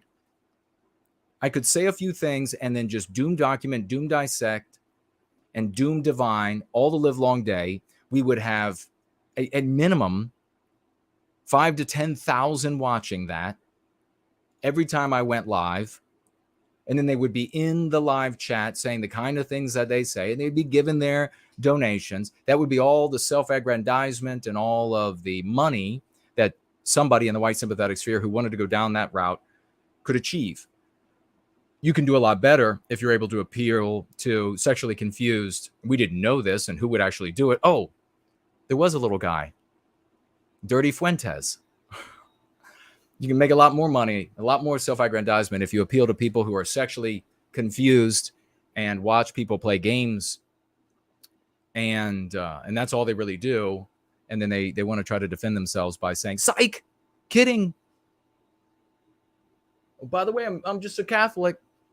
And thanks God to that guy who wrote me and said he's a Catholic and he's disgusted with that whole community over there. Just the other day, yesterday, was it? That's how easy it would be for me. There was a person who was in white sympathetic sphere, and that person said it's still in the white sympathetic sphere, but a long ago conversation now, that person said to me, if you would just be their painter, every one of them would follow you for your physiognomy, for your candor, for your intelligence, for your passion, for your rants. Every single one would follow you. And that's the truth. But I'm not going to be the hero or leader of the villains, of the antags and the anti-white narrative. For God's sakes, Robert, we were doing 8, 10, 12-hour streams. How do you come to these without it being malice aforethought? All right. Oh, let me check over here. All right, great. We have one over here on Cash App, and it's a great one. Get out your raucous emojis and your swashbuckler flags. Please, my friends, 07s for No White Guilt Clips, who financially gifted $20. And he says here, oh boy, are you an attorney in the white sympathetic sphere? Maybe you want to reach out to me. No White Guilt Clips, $20 financial gift here, says for your libel case. Thank you. Thank you, brother. God bless you. The great Fournol has arrived. Wonderful to see you. White Student Transmission is here. Waffen is here. Unmarked Moderator, hello to you. bring people in to watch us. It's going to get more exciting in a minute because we're going to bring a certified genius forward, and we're going to continue the discussion. I think it's going to get a lot more interesting. But maybe I'll do that now because I want to read through this with that genius here. Let's see. What is there to read here? Is that the end of it? Oh, that's the end of the article. Well, I do want to read this with that particular person here because this is funny. So let's go ahead. Remember, please tag me as No White Guilt. And can you believe, I mean, if countercurrents, if Greg, I mean, maybe Greg is being misinformed. Maybe there are people around him who hate me and hate the work that we're doing. It's always been amiable with Greg. And they're like keeping these things. How could it would be, let me put it this way instead. It would be grand. It would be a good thing to do, to say, okay, I'm assigning this author to do just a little blurb article like this on the GFC of Virginia and what just happened in their interactions with this mayor and mayoral candidate, a Democrat and a Republican, and then to say, like we do here, to celebrate the participants. And so to say, Franklin, who also serves as a troll slayer moderator on the No White Guilt streams, is the head of the Virginia GFC of Virginia, and Caleb, another participant, and Jason, they went out there and these people absolutely demonstrated how those in that community, at least, believe that we should interact with those who oppose us, both those who are radically anti-white, like this Democrat mayor, and those who are fearfully anti-white, this Republican contender for the position, which, by the way, she lost. She should have listened to us. If she would have gone out, I guarantee you, if she'd have gone out and said, this woman is anti-white, she doesn't want white people employed in this town, she would have lost. Guaranteed. The Democrat would have lost. All right, let's bring forward. Did anybody guess? Let me read real quickly. Archangel said, this sounds exactly like the Huffington Post, like a Huffington Post article. Great point, Archangel. That's really smart. It does. It sounds like something that radical anti-whites would write about us. Just total misrepresentation. And we have been articles, we've had articles written by the anti-white mainstream media who represented us exactly as we are. So think about that. That's something that Tim Pool might like to dive into. The mainstream media does articles on us representing us exactly as we are, but the intellectual, one of the intellectual webzines in the white sympathetic sphere has this slanderous, absolutely slanderous piece, totally misrepresenting.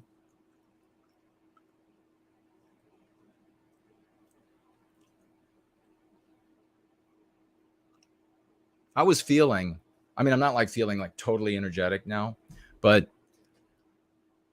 I was feeling kind of out of energy, 3 hours of sleep, work, gym, and actually 2 gyms, and then the range. And I get here, I'm rushing, everything's rushing.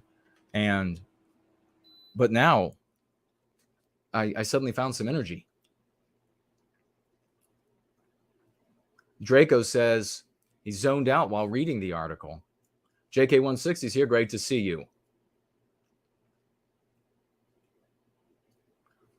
JK160 saying astutely here, who knew all it would take was a rapper to make these guys go crazy and attack us? Great point.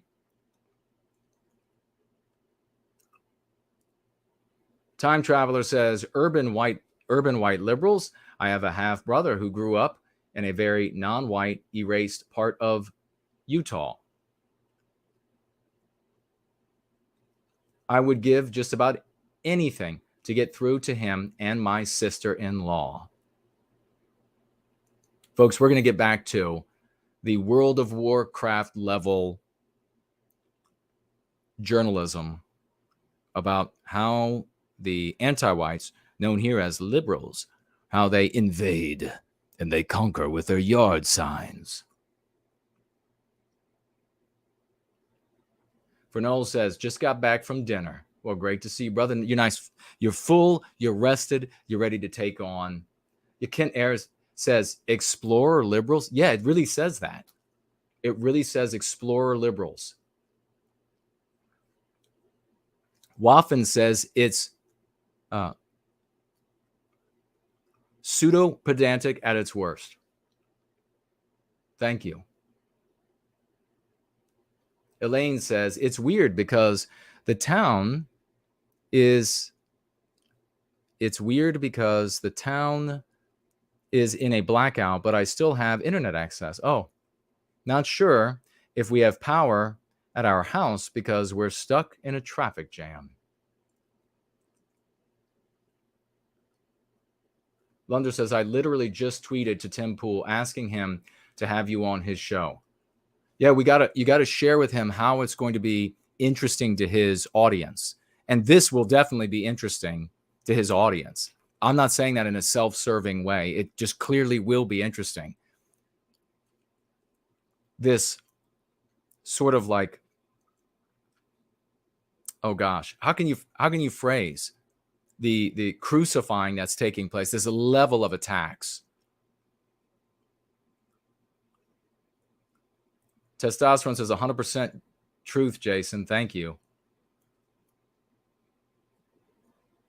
Thank you all for participating with the swashbuckling flags and raucous emojis. New show idea by Lunder. That Kuna guy, where you walk up to strangers on the street and have them go free, but you do it from an impossible distance from the camera so we don't hear a thing. Franklin says this article is, and then he put a little chocolate ice cream emoji in there, the kind you wouldn't want to eat. All right, let me just slide through here. Oops, I hate when it does that.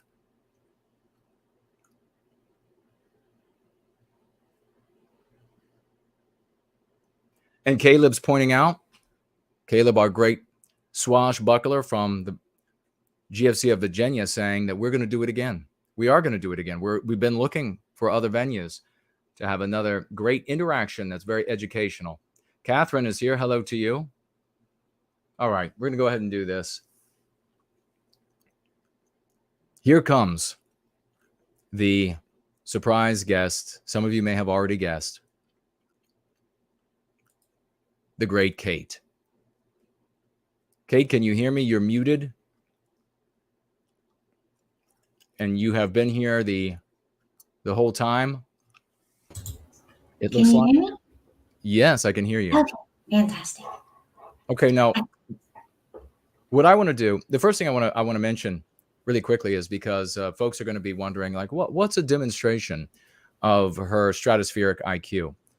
Well, one that would probably everyone would be able to understand is that the great Kate and I were at an automobile museum, because not only do I like warbirds, and Mark is going to love this picture, but I also like automobiles, especially classic ones, especially the muscle cars. I remember I was with Jared Taylor one day, and we were talking about, I don't know, whatever, and then I brought up muscle cars, and Jared Taylor said, I'm sorry, what did you say? And I said, muscle cars. And he said, and what is a muscle car? And I said, okay, let me explain. No slight on him. He's been reading much more intelligent things. But what I want to do is, I want to just share very quickly. It takes one moment. Kate and I were at an automobile museum enjoying, and we came across a display enjoying the automobiles. And they also had antique motorcycles, very nice stuff, very just mean machinery. It was awesome. And there was this big display of all the employees, and there were pictures with their names. And I don't know how many there were. I don't know, maybe there were 50.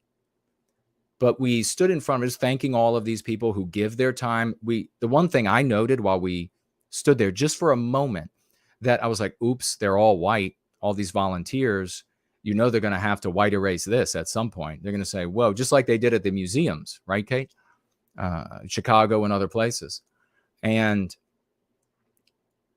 anyhow, we walked away from there, and a little bit later, we got on an elevator and we rode to another floor of this museum. The door opened up and there was a guy standing there. He didn't have a name badge on. And Kate was like, hi, Phil, or whatever the guy's name was. And he was like, oh, hello. We got off, he got on. And I said, how did you know his name? And she said, well, he was one of the pictures on that board of 50 people with their names and their pictures. And she just said, I just took the whole thing in. And so I know who all of them are now. So just like that. But I want to read this while you're here with me. And then I want to get you to give your thoughts on this. But I want to pick up because I think it'll be fun. Actually, before we get down to that part, why don't we get you to say share whatever you want to share on the first part of this article, or libelous article that could be a lawsuit in the making. Well, I just want to say that. Oh, go ahead. Sorry. Go for it. I was just going to say that with these are friends of yours, right? So with friends like these, I don't know if you need enemies. This is crazy. And the way it was written, I can see where people would feel as though in the beginning glance, it's like a balanced kind of thing, because maybe if you're just skimming over it, but if you really pay attention to the details and if you pick it apart like you're doing here, you can tell that this is someone who truly had, I think, malicious intent when writing it. They really wanted to poison the well for you, as opposed, and really make it so that when you introduce your concepts and your ideas to people going forward, that people have these visions in their heads that they're conjuring up in this article. And I'm very much a visual thinker, as you mentioned. I look at things and it's weird. I'm dyslexic, and I've been dyslexic all my life, and it took me a while to learn how to read. But when I learned how to read, I learned how to read backwards, and I take in like a whole page at the time. And it's crazy, but it's just the way my brain is. But when I take it in, it's like in there, and it's just like stuck. So I'm very much a visual thinker, and I'm very much a thinking in pictures kind of person. So when I read this article and I was presented with all these pictures that he really kind of delves into, and then he conflates you with the really awful images. Like if you look at it, so first he goes through, and you're right. The first thing I noticed was the whole Mark versus Kuna situation, where he very much makes Mark into this friendly person that everyone knows. And then it's like over here, we have Mr. Kuna, who has, XYZ going on over. And then he introduced you like he doesn't know who you are. Yeah. And like the people that were reading this wouldn't know who you are, but they would know who Mark is. So it was just very one-sided. Already he kind of came out of the gate with this entire, look, this is our friend, Mark. And then the opposing side, Mr. Kuna over here in this debate, which isn't a debate, but then he created a debate, because I do believe that you said several times that you were not trying to convince anyone on the last episode that you were on of your views, because obviously that's a lost cause for a lot of those folks. And so you weren't really trying to preach your method to them. But this guy dishonestly made it into a situation where it was a debate. And then he very dishonestly threaded your ideas and your method into visuals of entire neighborhoods burning down. The visuals that he went into when he started talking about, and I mean, it was funny because like you said, when he said the explorers coming in, the white liberals are the explorers. Like I had visuals of like the Mayflower, you know, and the pilgrims arriving and, you know, forging ahead. It was really, it was fantastic. It would have been funny, but it isn't, because what he does is he forges through this whole exploratory process with these white liberals. And then he talks about how they systematically attack and destroy everything that they converge upon. And then he says, and that is what Kuna's plan leads to. Like, that's basically what he's saying, because he's saying you're trying to reach these people and you can't reach these people. And so using your method will just lead to death and destruction and pride flags replacing American flags in front yards. And that is exactly what he said happens. That's in the article. He says that American flags come down and pride flags go up.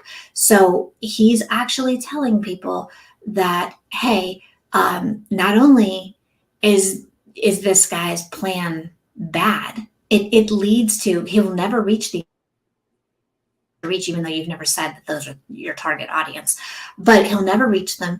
And because he won't reach them, then we will all be left with pride flags flying where the American flag used to fly. Oh, great point. And that's very disingenuous. Yes, really great point there.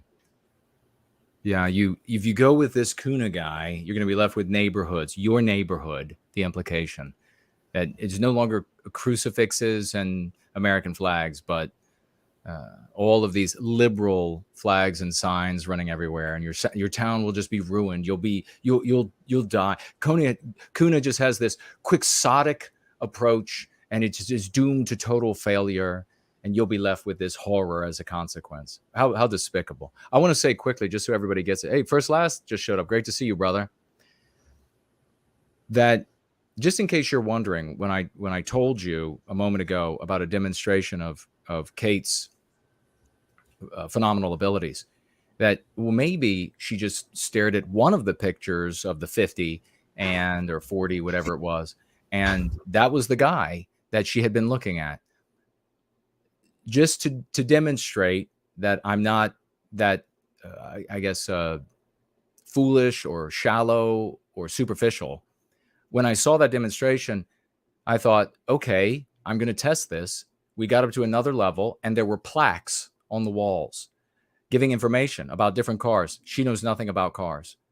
And I gave her the opportunity. I said, okay, look at that plaque. How long would it take you to read this plaque? And she said, just a moment. So I said, okay, look at it. A moment. Okay, now look back at me. What does the plaque say? And then she told me everything on the plaque.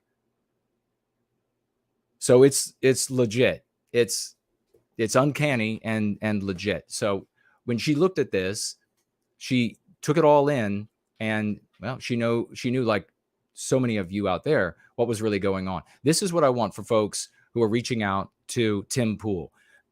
I want you to tell him that there is a Spanish-style inquisition going on in the white sympathetic sphere, but call it right wing, because that's what he understands. There's a Spanish-style inquisition going on in the right wing, and there's an entire community that is being slandered and death threatened and etc. as a consequence of what this black nationalist rapper had to say with the name them, slay them verbiage, and present it to him that way. And maybe he'll see that, yeah, indeed, it would be good, a good show for his audience. And if he's only in Maryland, well, that's just right up the road. But let me, before I get more from you, before I get more of your thoughts from you, actually, I'll read this, and then I want to read that part while we're together so I can finish reading it. Tall Kevin, another $3. God bless you, and thank you, good sir. Hear that noise? ?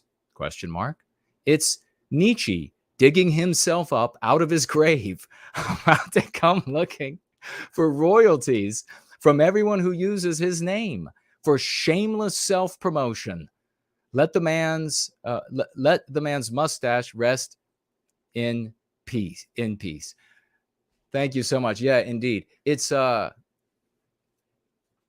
great demonstration of pretenders, of wannabes, when they don't use their intelligence to articulate, to construct thoughts, and to lay out those thoughts for folks.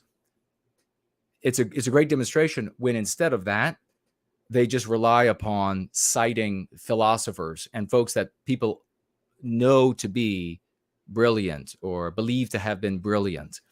They're trying to don that person's reputation, and they want, therefore, by this cloak, by this this effect, this halo effect, really, that for you to look at what they've written and what they're saying as something intelligent. So they just cite a couple philosophers and then supply you with their drivel. So let me jump over here really quick. I want to this is so funny. Okay, I'm going to read this in a histrionic way, very melodramatic. We'll go back to it. The second phase of the attack, Kate, centers on the establishment of businesses aligned with woke values.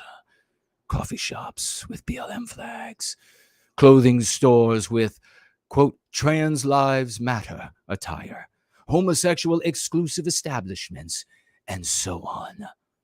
These establishments are almost always hostile to the locals and seek elite clientele.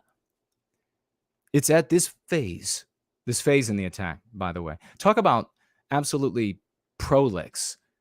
This guy's just winding on and on with nothing good to say because he's trying to be grandiloquent. He's trying to make it sound like he's got something really valuable to say, but let's continue.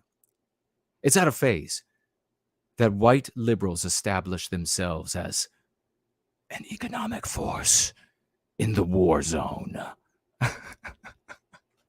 He actually says war zone. The local populace, often working 12 hours a day, rarely pays much attention. So there's a big war going on by these like Spanish conquistador dressed social justice warriors who have shown up, and they first show up and they plant their signs everywhere, and the bodies are scattered of the conservatives or the right-leaning folks out there.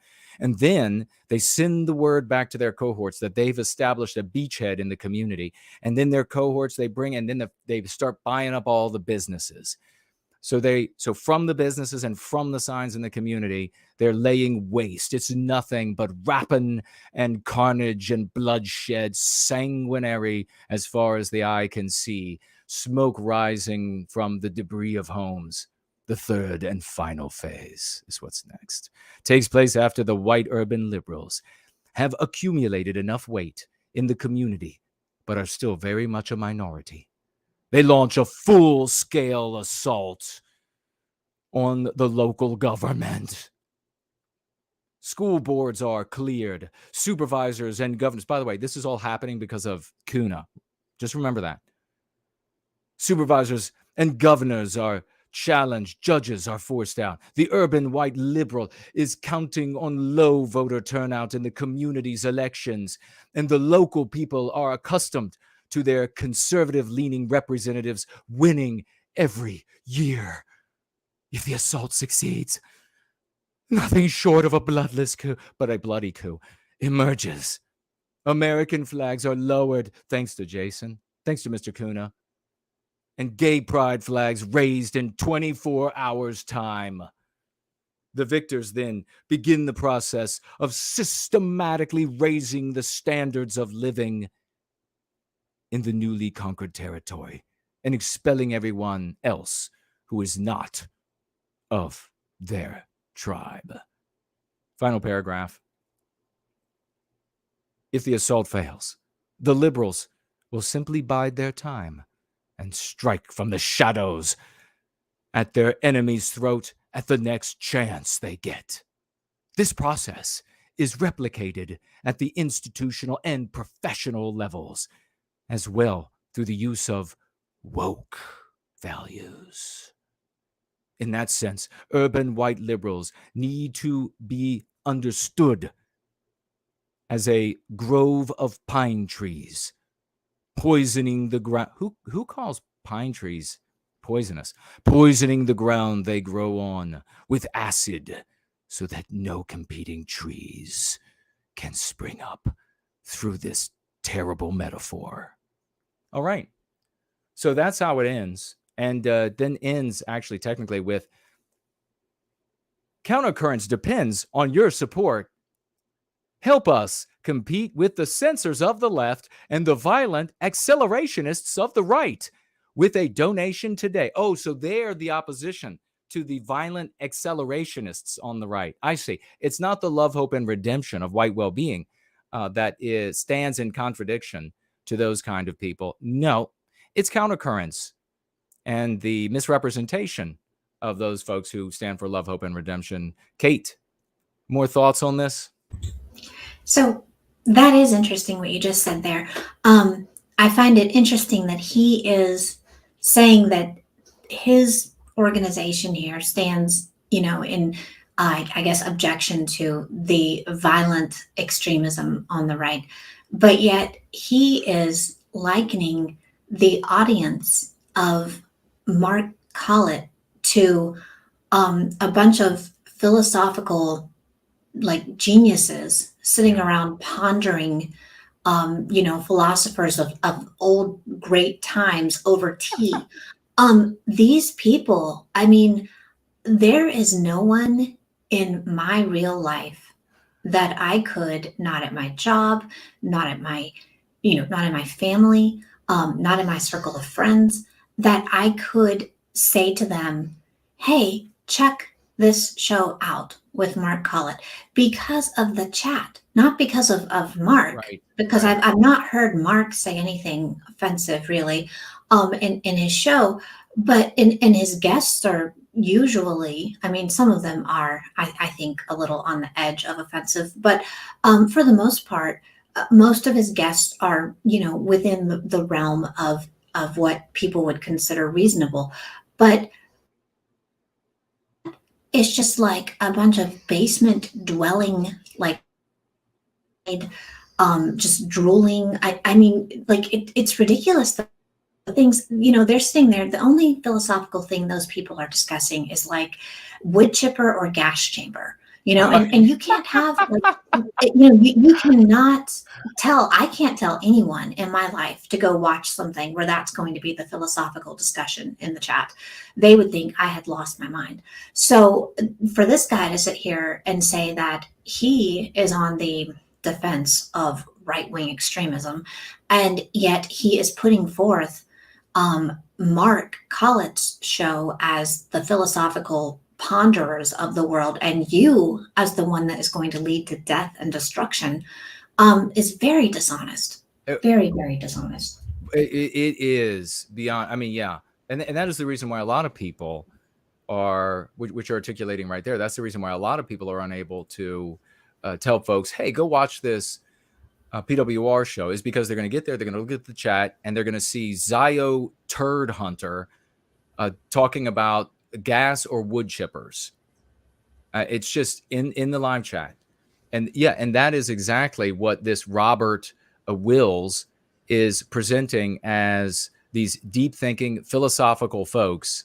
Mark Collett stressed intellectual honesty and channeling newfound curiosity amongst ideological initiates into philosophical questions of ultimate sovereignty. Really, Zio Turd Hunter talking about wood chippers or gas, they're really talking about philosophical questions of ultimate sovereignty. Who rules you and why? Yeah. And they're obsessed with, this is the thing, is when you become so obsessed with a group that you are just paralyzed in your life because you think that group has the ultimate control over everything, then you might as well give up, because you live in a prison at that point. They control, that group controls you. You're not fighting back against that group. If they control all of your waking thoughts and motivation and desire and just obsession, then it's no longer about you pointing out or coming after that group. It's that group owns you. They live in your head right 24/7. Yeah. And that's a very sad place to be. And the majority of the people in his chat and in his group are in that place, and they will never, there's no finding your way out of that. I mean, maybe, but a lot of them, they're stuck there. Yeah, they're totally. I mean, the way this starts, it really does set the table for what he's trying to do, and misrepresenting me and us and the Go Free method, so that nobody will have a look for themselves. You're absolutely right. Presenting Mark using the first name as this comfortable guy everybody knows. Nobody knows this Kuna guy, even though it's on the show that I was a co-host for almost 5 years, and continuing to call me Kuna, Mr. Kuna the entire time, saying I don't have anything new to bring. Are you kidding me? I don't have anything new or original to bring to the table. Saying that my goal, my objective is to reach anti-white people, which he refers to as liberal. First Last, I think, has really summed it up, that Greg Johnson can't get it straight. I think you've really summed it up, brother. I think First Last really summed it up. But yeah, he goes on talking about the big twist, it's vapid, but I deliver it like MLK, so conflating me with MLK right in the very beginning of this. All of this is intended to misrepresent us, it appears. Let's get a vote from the chat. What are your thoughts, folks? Let's hear what you have to say. If it's a totally legitimate article, if it's a completely legitimate article, and this author had no intent to misrepresent me, I want you to put a 2 in the chat. Somehow this author, Robert Wills, just got it wrong. If you think Robert Wills was acting malice aforethought, as it definitely seems to me, let's get some 1s in the chat. We'll see what you all are voting. Kent is saying, all right, just right away, hit piece. Franklin. Lunder's saying legitimately libel. So we got 1s with Kent, Montana Kid, Hyperborean Dream, Lacey, Clips, First Last, tons of 1s. De Novo, tons of 1s. Ursa Major 1, Artificer 1, Western Art 1. How many? I mean, let me ask you this, Kate. And folks, like I said, let me get your answers on questions like, do you think Greg Johnson was aware of this? He's the chief editor. Do you think things... You would hope. I mean, if you're the chief editor, if I was the chief something, my eyes would be on everything that goes out the door. I know in my office, the chief of staff reads every email that we as lower staffers write and send out, and looks, and they look at that and approve it. So the person in charge definitely should have their eyes on everything that goes out, particularly when it goes out with someone in the public's name on it. That's when it should really be looked at, because those are big words, those are big accusations. And what this does is it's not just a hit piece outright necessarily on your character, even though it obviously is that, but it also, I think, in a more devious way, really poisons the well for you as far as reaching folks in the regular sphere of political, just people in the political right-leaning sphere might peruse Countercurrents because it is kind of a right-leaning publication. Right. And they might read through this. And when you start seeing images in your head of scary images of towns being taken apart in your neighborhood, going the way of BLM riots and going up in flames, and then the author then tells you that this particular person will lead to all of that happening to you. If you don't know that person, then you're probably going to be like, wow, I'm not interested in that method.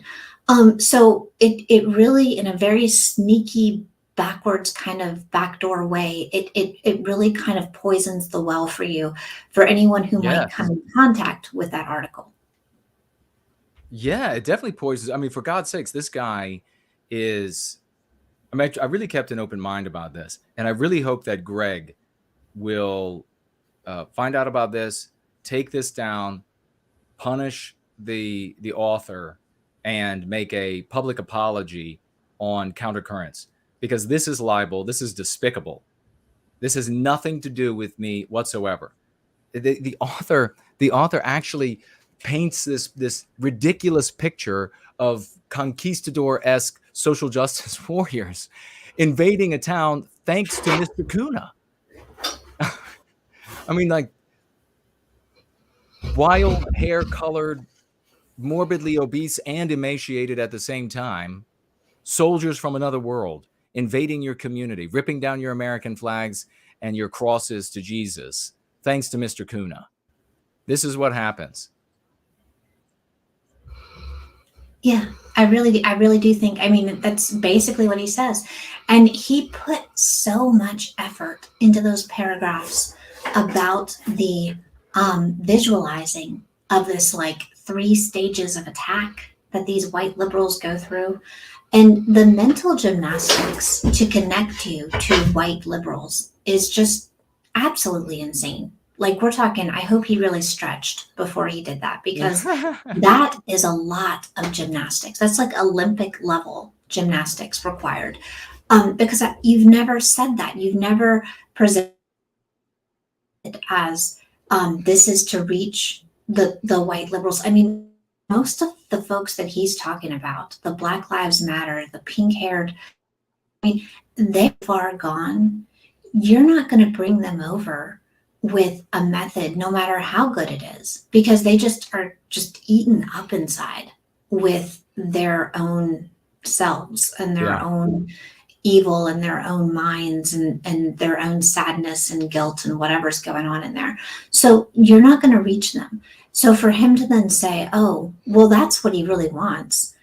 Number one, it removes you from the sphere as like a potential viable option for people. And it also then poisons you from new folks who might come into the right-leaning sphere.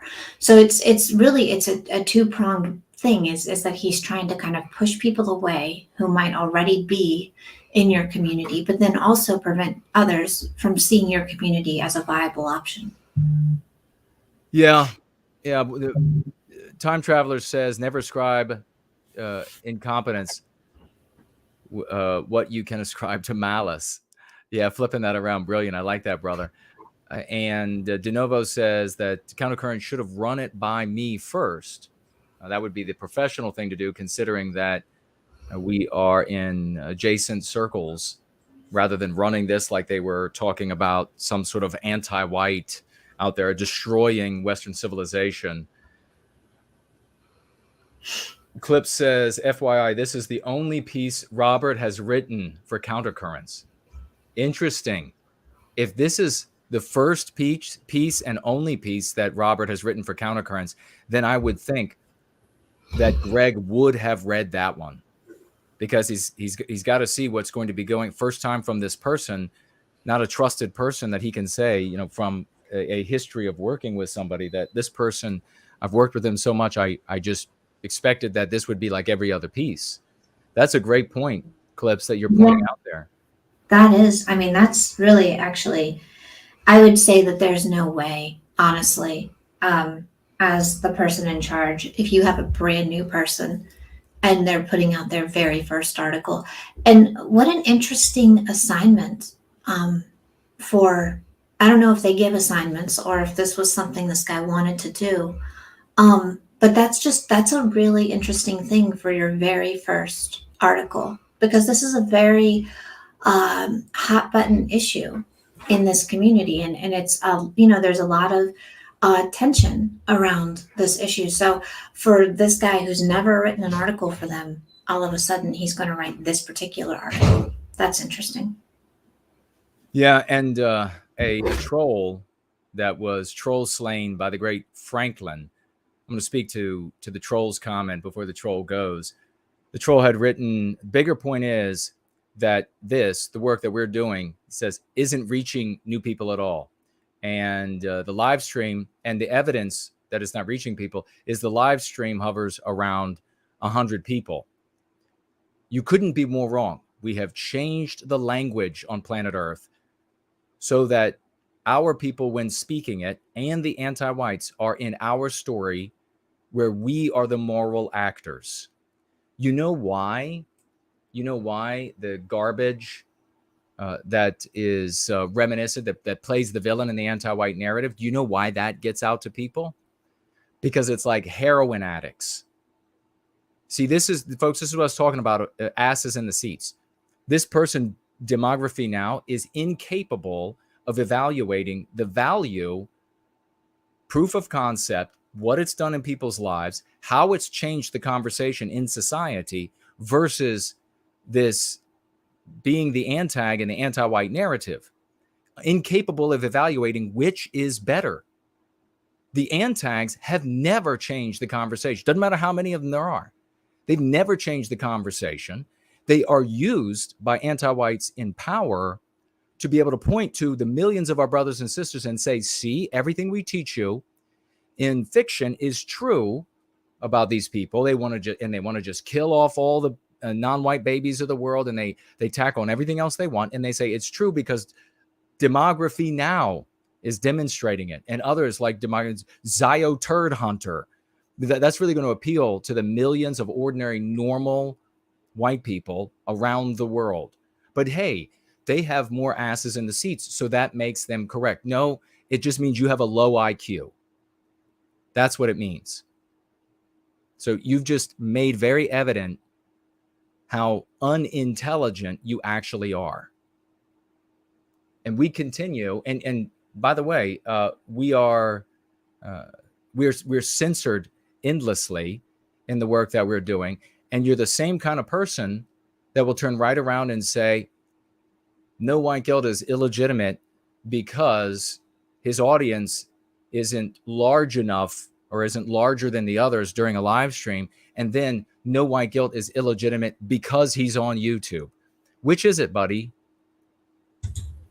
Well, and that's such circular reasoning too, because they put out articles like this and they say and do everything to keep people from being interested in you. And then they're like, oh, well, look, you only have 100 people interested.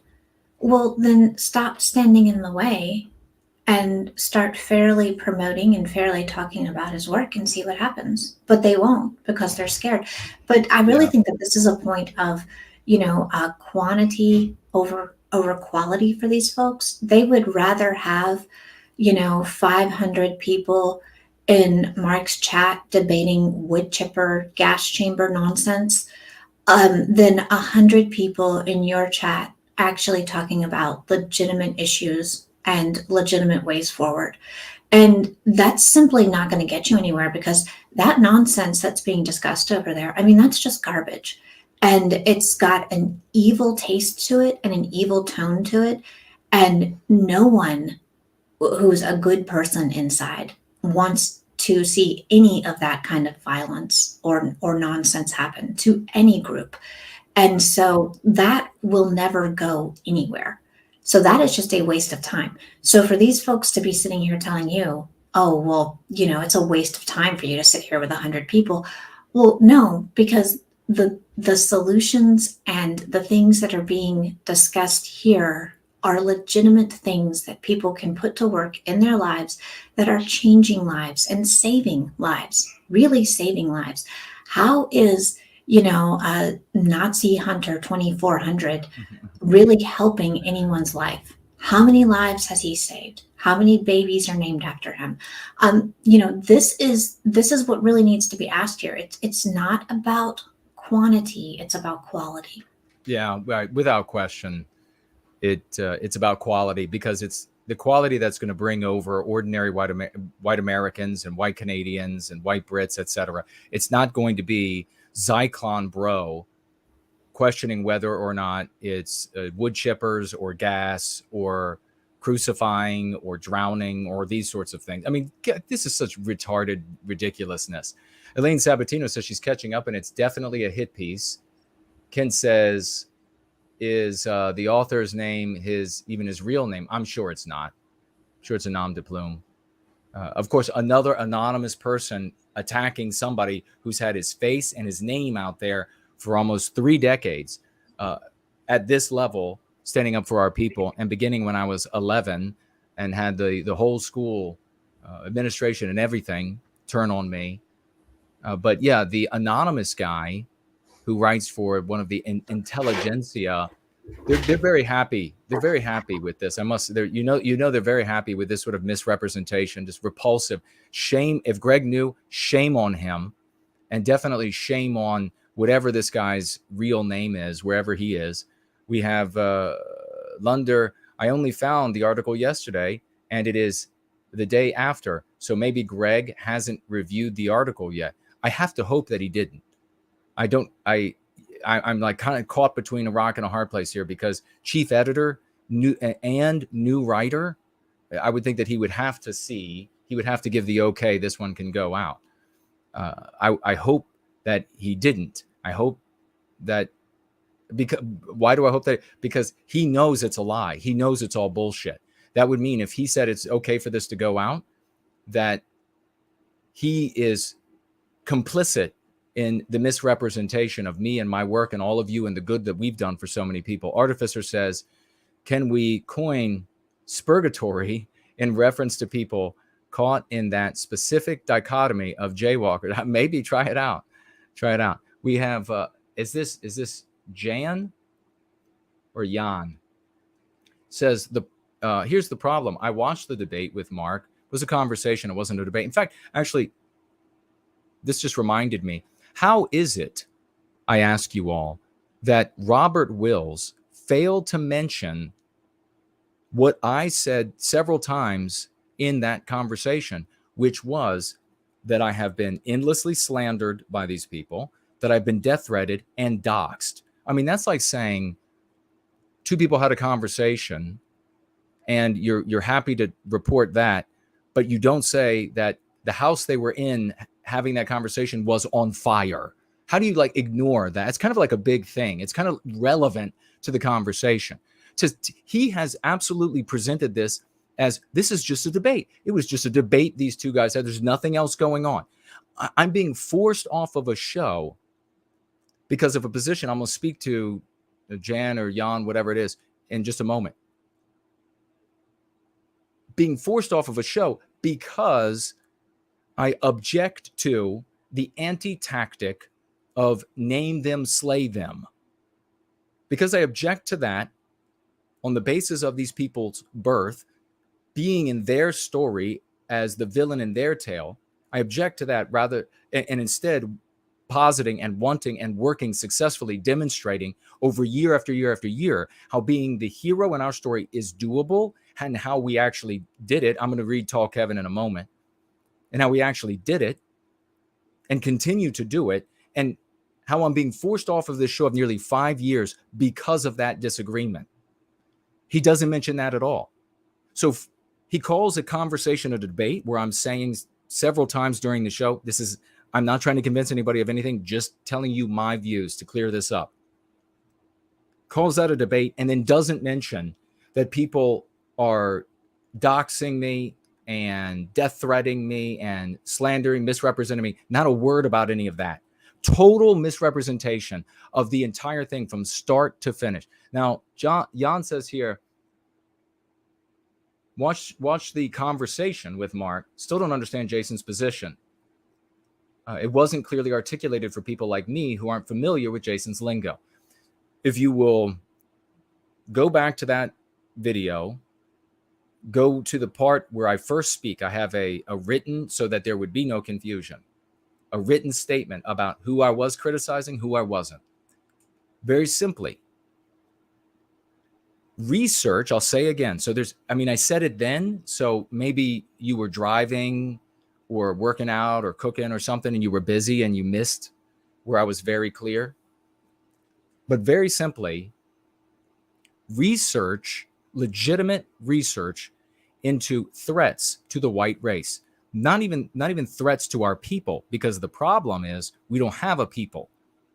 You can't say that we've got this threat to our people and that will cause people to come together. You have to hate this threat. You have to be consumed with negativity about this threat. And don't move the goalposts on me, Jan, by the way.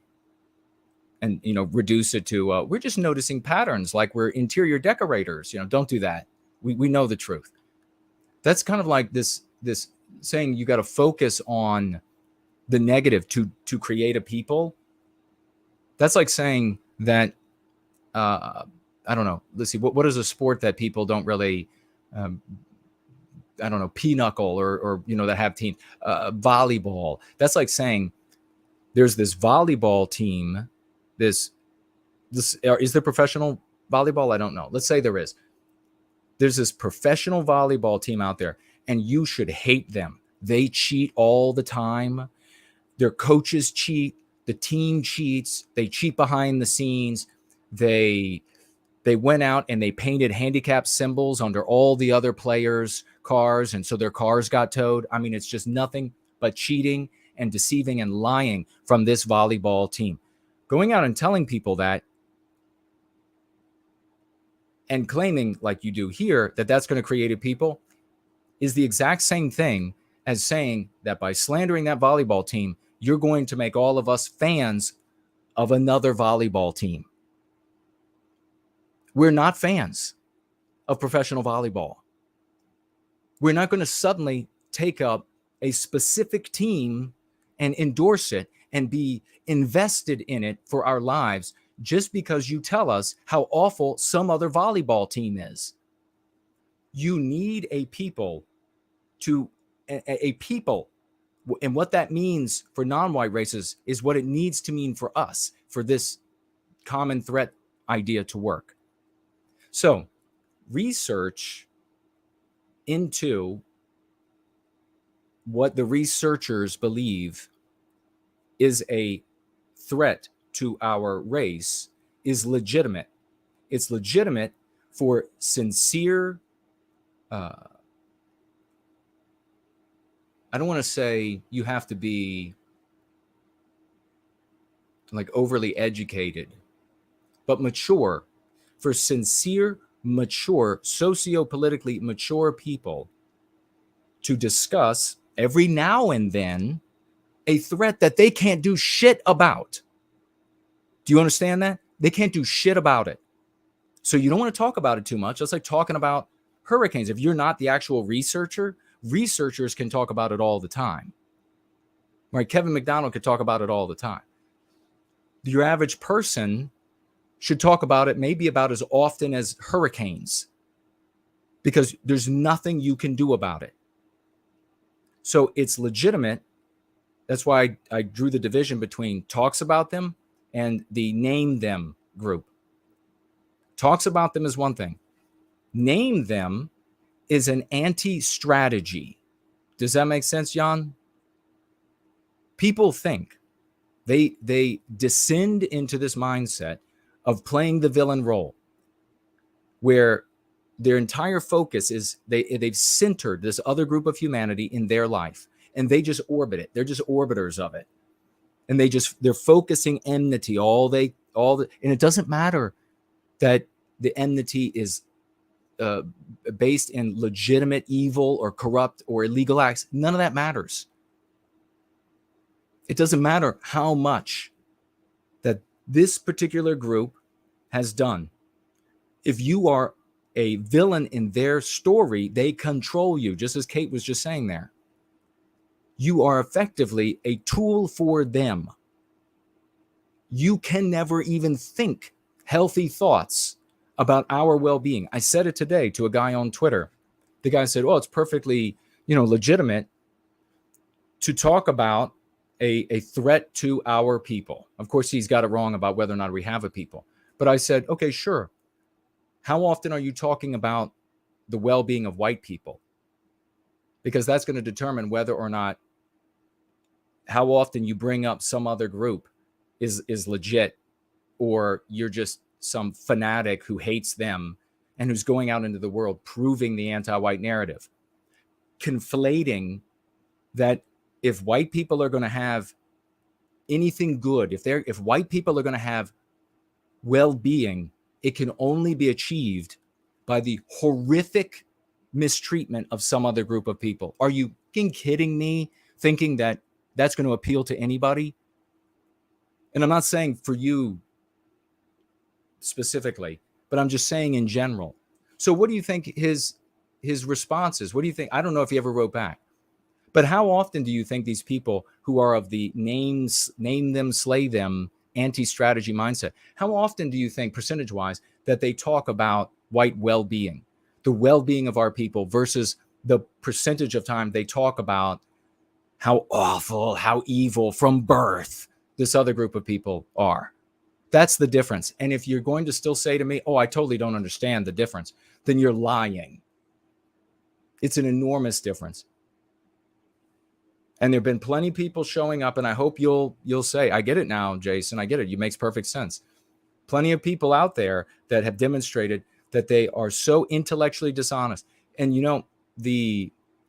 there's this thing in like hostage situations where, and I was looking at one of these items the other day, where if the terrorists are really fired up and angry and scared and psychotic, and they've been focused on something that just has consumed them inside for so long with just hatred. I just want to harm them all.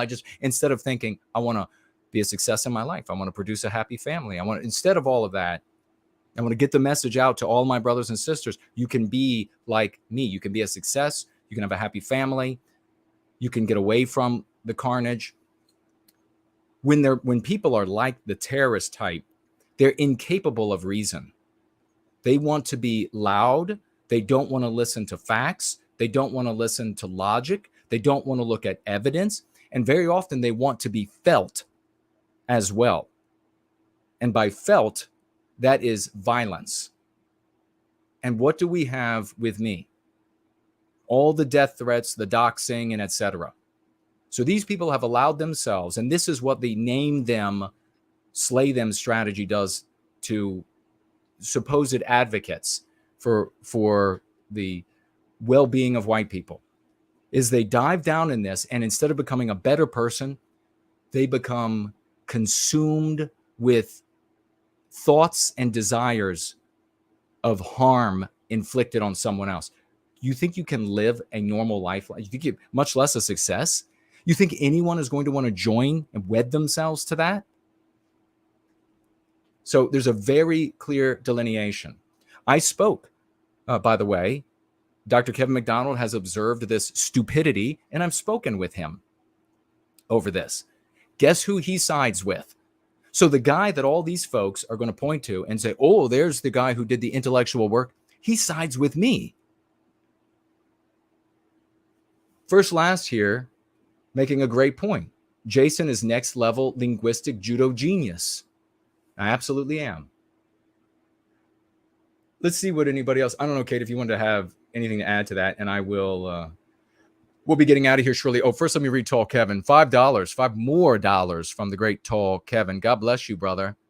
And he writes here, the Reader's Digest version of the article. Jason Kuna exists, talks solely to white liberals. Old people die and sell their homes. People are working 12 hours a day.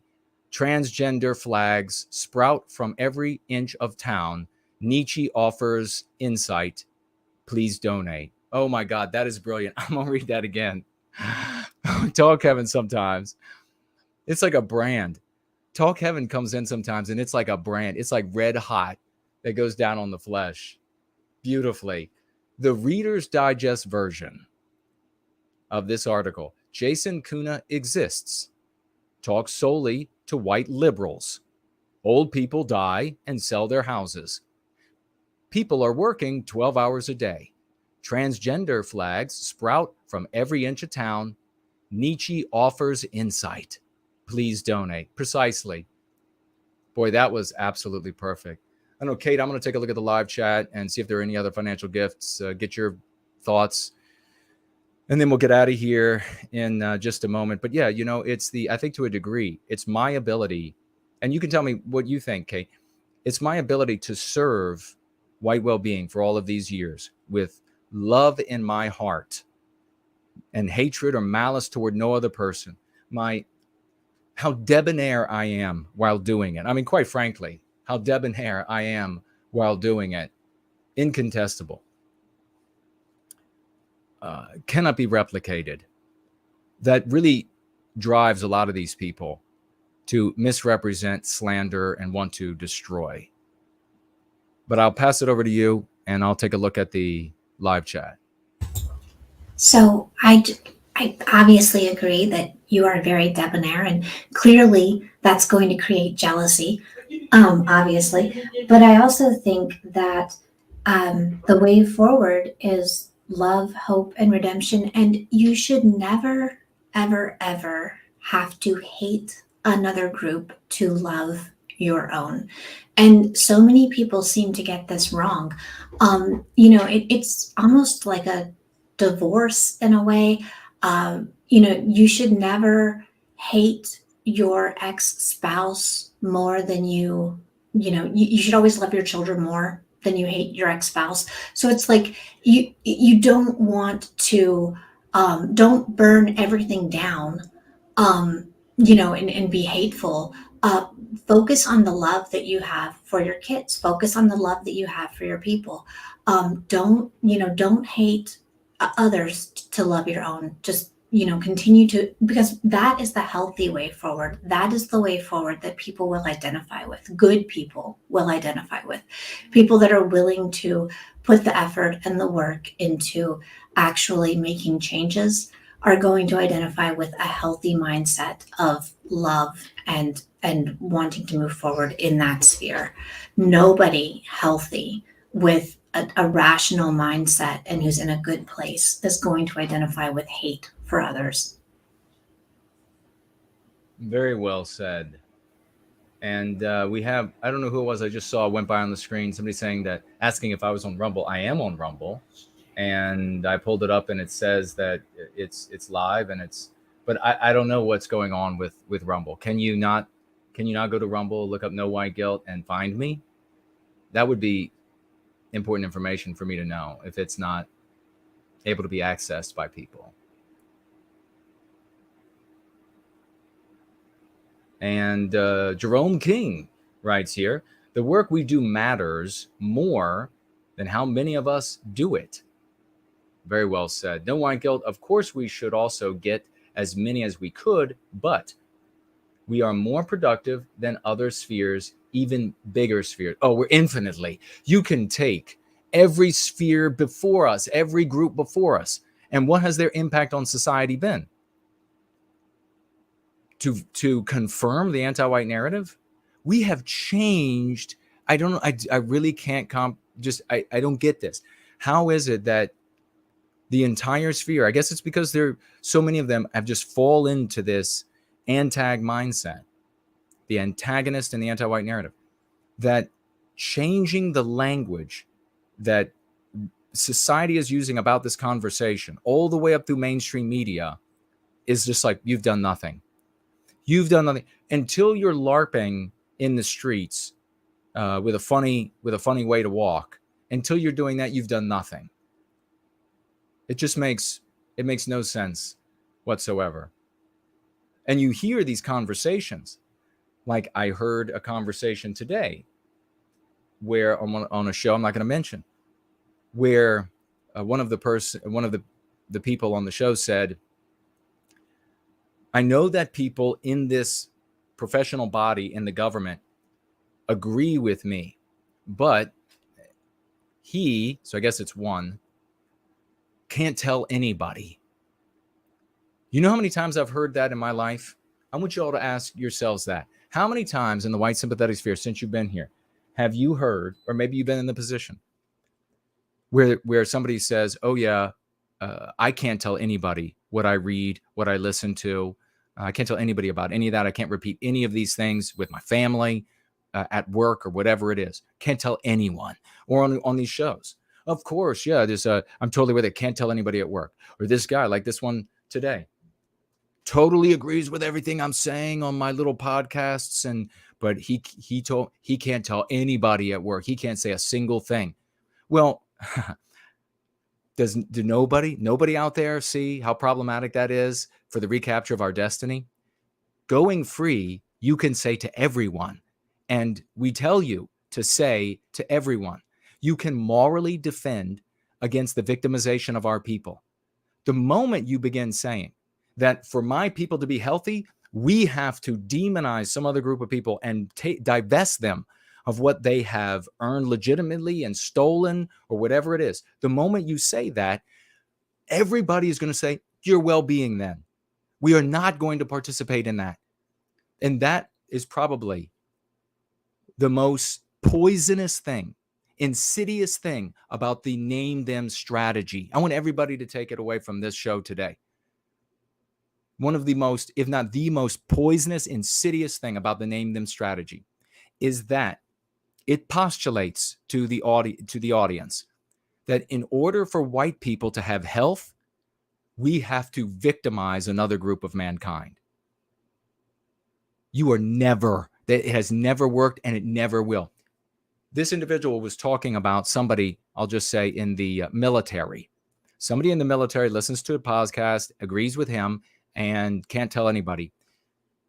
How about from the Go Free method? How does that work? Well, I had a colonel that I like telling the specific story. I won't go all through it again, but because I was sitting with a bunch of old timers at a conference when I got these messages, and they should have been able to get it, but they're mired in their mindsets and the inertia of the past as well.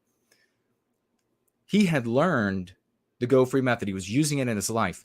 And he said, for the first time in my life, I am able to argue in defense of our people with my peers at work. So also in the military, able to take these conversations to his peers at work versus can't tell anyone at work.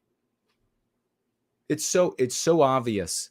It is so obvious that it makes it saliently so that people who refuse to build an argument against what we're doing here or contend with any of the arguments I made against these positions, that they are invested fully, blood, bone, marrow, mind, and spirit in being the villain in somebody else's tale. And at some point, it's obvious that we can witness. At some point, you get so deep into that swamp that there's no pulling you out of it. There are two folks in your chat that made really good points here. Montana Kid made a good point. He said, don't look at them, look past them, and just, like they're not even there. Don't focus on them. I think that's really good advice. Because it doesn't matter who, quote unquote, they are.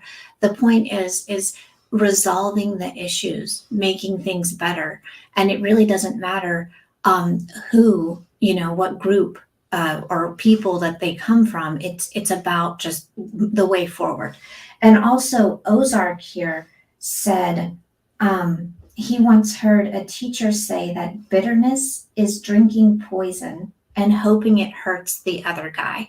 And that is a really good analogy for this.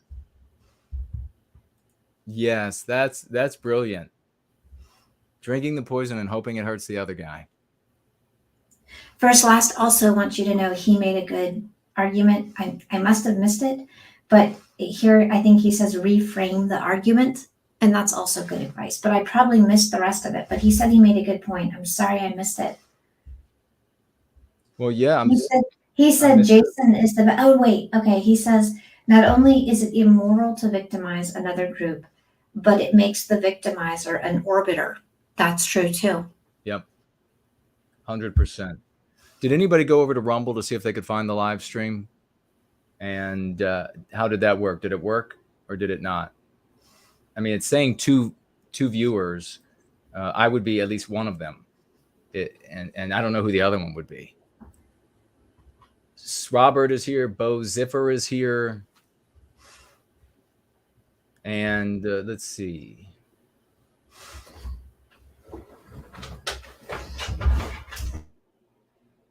No, this is okay. Jan is just said to Franklin, holding all members of a group accountable incentivizes them to police bad apples. That's not the way that society and human dynamics work. You could do that with a classroom.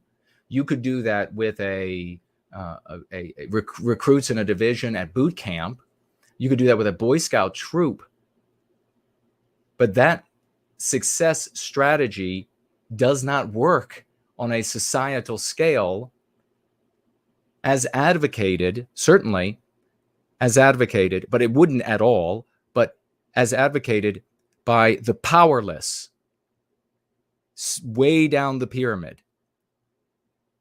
They are not going to, and it's not even possible to put, Jan, can you police the white race?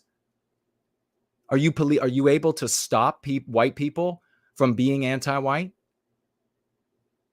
So you can't answer. You can't, and so they can't police their. I mean, do you think? I mean, how would that even work? Do they all have some sort of neural link up, and they can discover what this member or that member is going to do? No, you've taken a strategy for controlling a Boy Scout troop, and you think you can apply it to society, a whole race of people.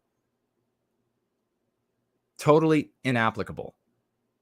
Well, and that's such a ridiculous statement, because would any other group want to be held to those standards? Like, as you know, as a woman, there are bad women out there. I don't want to be held responsible for every girl who does bad things. Guys, there are bad guys out there. They don't need to be held responsible for every guy that does something wrong. There are white people that do bad things. Are we going to police so then the whole group gets held? That's what we're fighting. That's what we're trying to struggle against is that kind of mass judgment. And here's this guy saying, oh yeah, we should just judge the whole group. Yeah. Every argument that the name them crowd puts forward is easily defeated by reality. Every single one. So that's why they resort to the slandering. What were you gonna say? First last here, he just tagged me. He has a response to Jan here. Is it Jan? Okay. The problem with your argument is whites are sentenced to mass punishment, while non-white groups are rewarded with mass benefits. Well, yeah, very well said. Yeah, absolutely, very well said. It's a very strange. And I want to say hello to the new people who are with us tonight, and the new people who will be watching in the replay. Welcome, and we would like you to stick around, check us out for a while, and then you can make up your mind. We're happy you came. It's a curious thing, though, for folks to look at society and attempt to apply, and human dynamics, and attempt to apply a corrective for the behavior of a Boy Scout troop, and do so in this abstract way where there's nothing else that's playing a part. It's just like, if we take this hypothetical where you have a group and then you complain about the group and then the group polices themselves in this very abstract way, it will work. Except we don't live in the abstract imaginary world you just invented in your head. The moment you begin speaking ill of an entire group of people, supposedly in favor of the white race, our brothers and sisters see you marching right out of the World War II movies, and they believe everything that they've learned through entertainment. So on top of that, you have all of these other layers, not the least of which is, what are the productive steps for your life? What are the productive steps for spreading the message when your message is name them, slay them? There are no productive steps. That's why these people are not successful. That's why these people are always miserable. That's why they're always complaining. They're always saying, I mean, if the thing that they say second most to name them, slay them is, it's not fair. Well, why aren't we allowed X, Y, or Z? Look, it doesn't matter how many times you say it's not fair and you gripe about reality. You have to take reality on for what it is. And you have to take on the reality of the human condition for what it is. And the human condition demonstrates for all of your life and parents' and grandparents' lives that when you become an orbiter of hatred and villainy in somebody else's story, you are nothing more than this two-dimensional, superficial nothing, and your life goes nowhere. All right, let me take a quick look at, and that's obviously what I try to bring people away from. And to these folks, it doesn't matter. The good intent, the goodwill, doesn't matter. You can just do like this Robert Wills and hopefully not Greg Johnson, and let's just revile the shit out of him, say that he has this stilted, awkward, disconnected, inappropriate approach to pro-white advocacy, going after the liberals and the white liberals, and by doing so, that causes endless carnage. And so that's what Mr. Kuna is all about. That's filth. We have somebody over called YouTuber Refugee on Odyssey. Not a financial gift, but writing. Says that this guy's saying that Mark is an accelerationist, and his followers are crypto-communist agitators who are reacting to your positive message for the very fact that it is positive. They are agitating on behalf of, he says, some other countries, I guess, because the breakdown, Lovely Porridge has talked about that before, this idea that, and I don't know where Mark is on that, but he's never told me, but this, anything that breaks down America, anything that breaks down the UK, anything that destroys it is a good thing. And so it's all got to be negative. It's a good thing, as though these people are somehow, if everything collapses, they're going to just be elevated to leadership roles. Are you kidding? Are you kidding? If you can't succeed by this anti-white system rules, you can't be somewhat of a success, even with all the discrimination against us. You're not going to succeed in Mad Max when they roll out with the tanks and everything else. But all right, any final thoughts?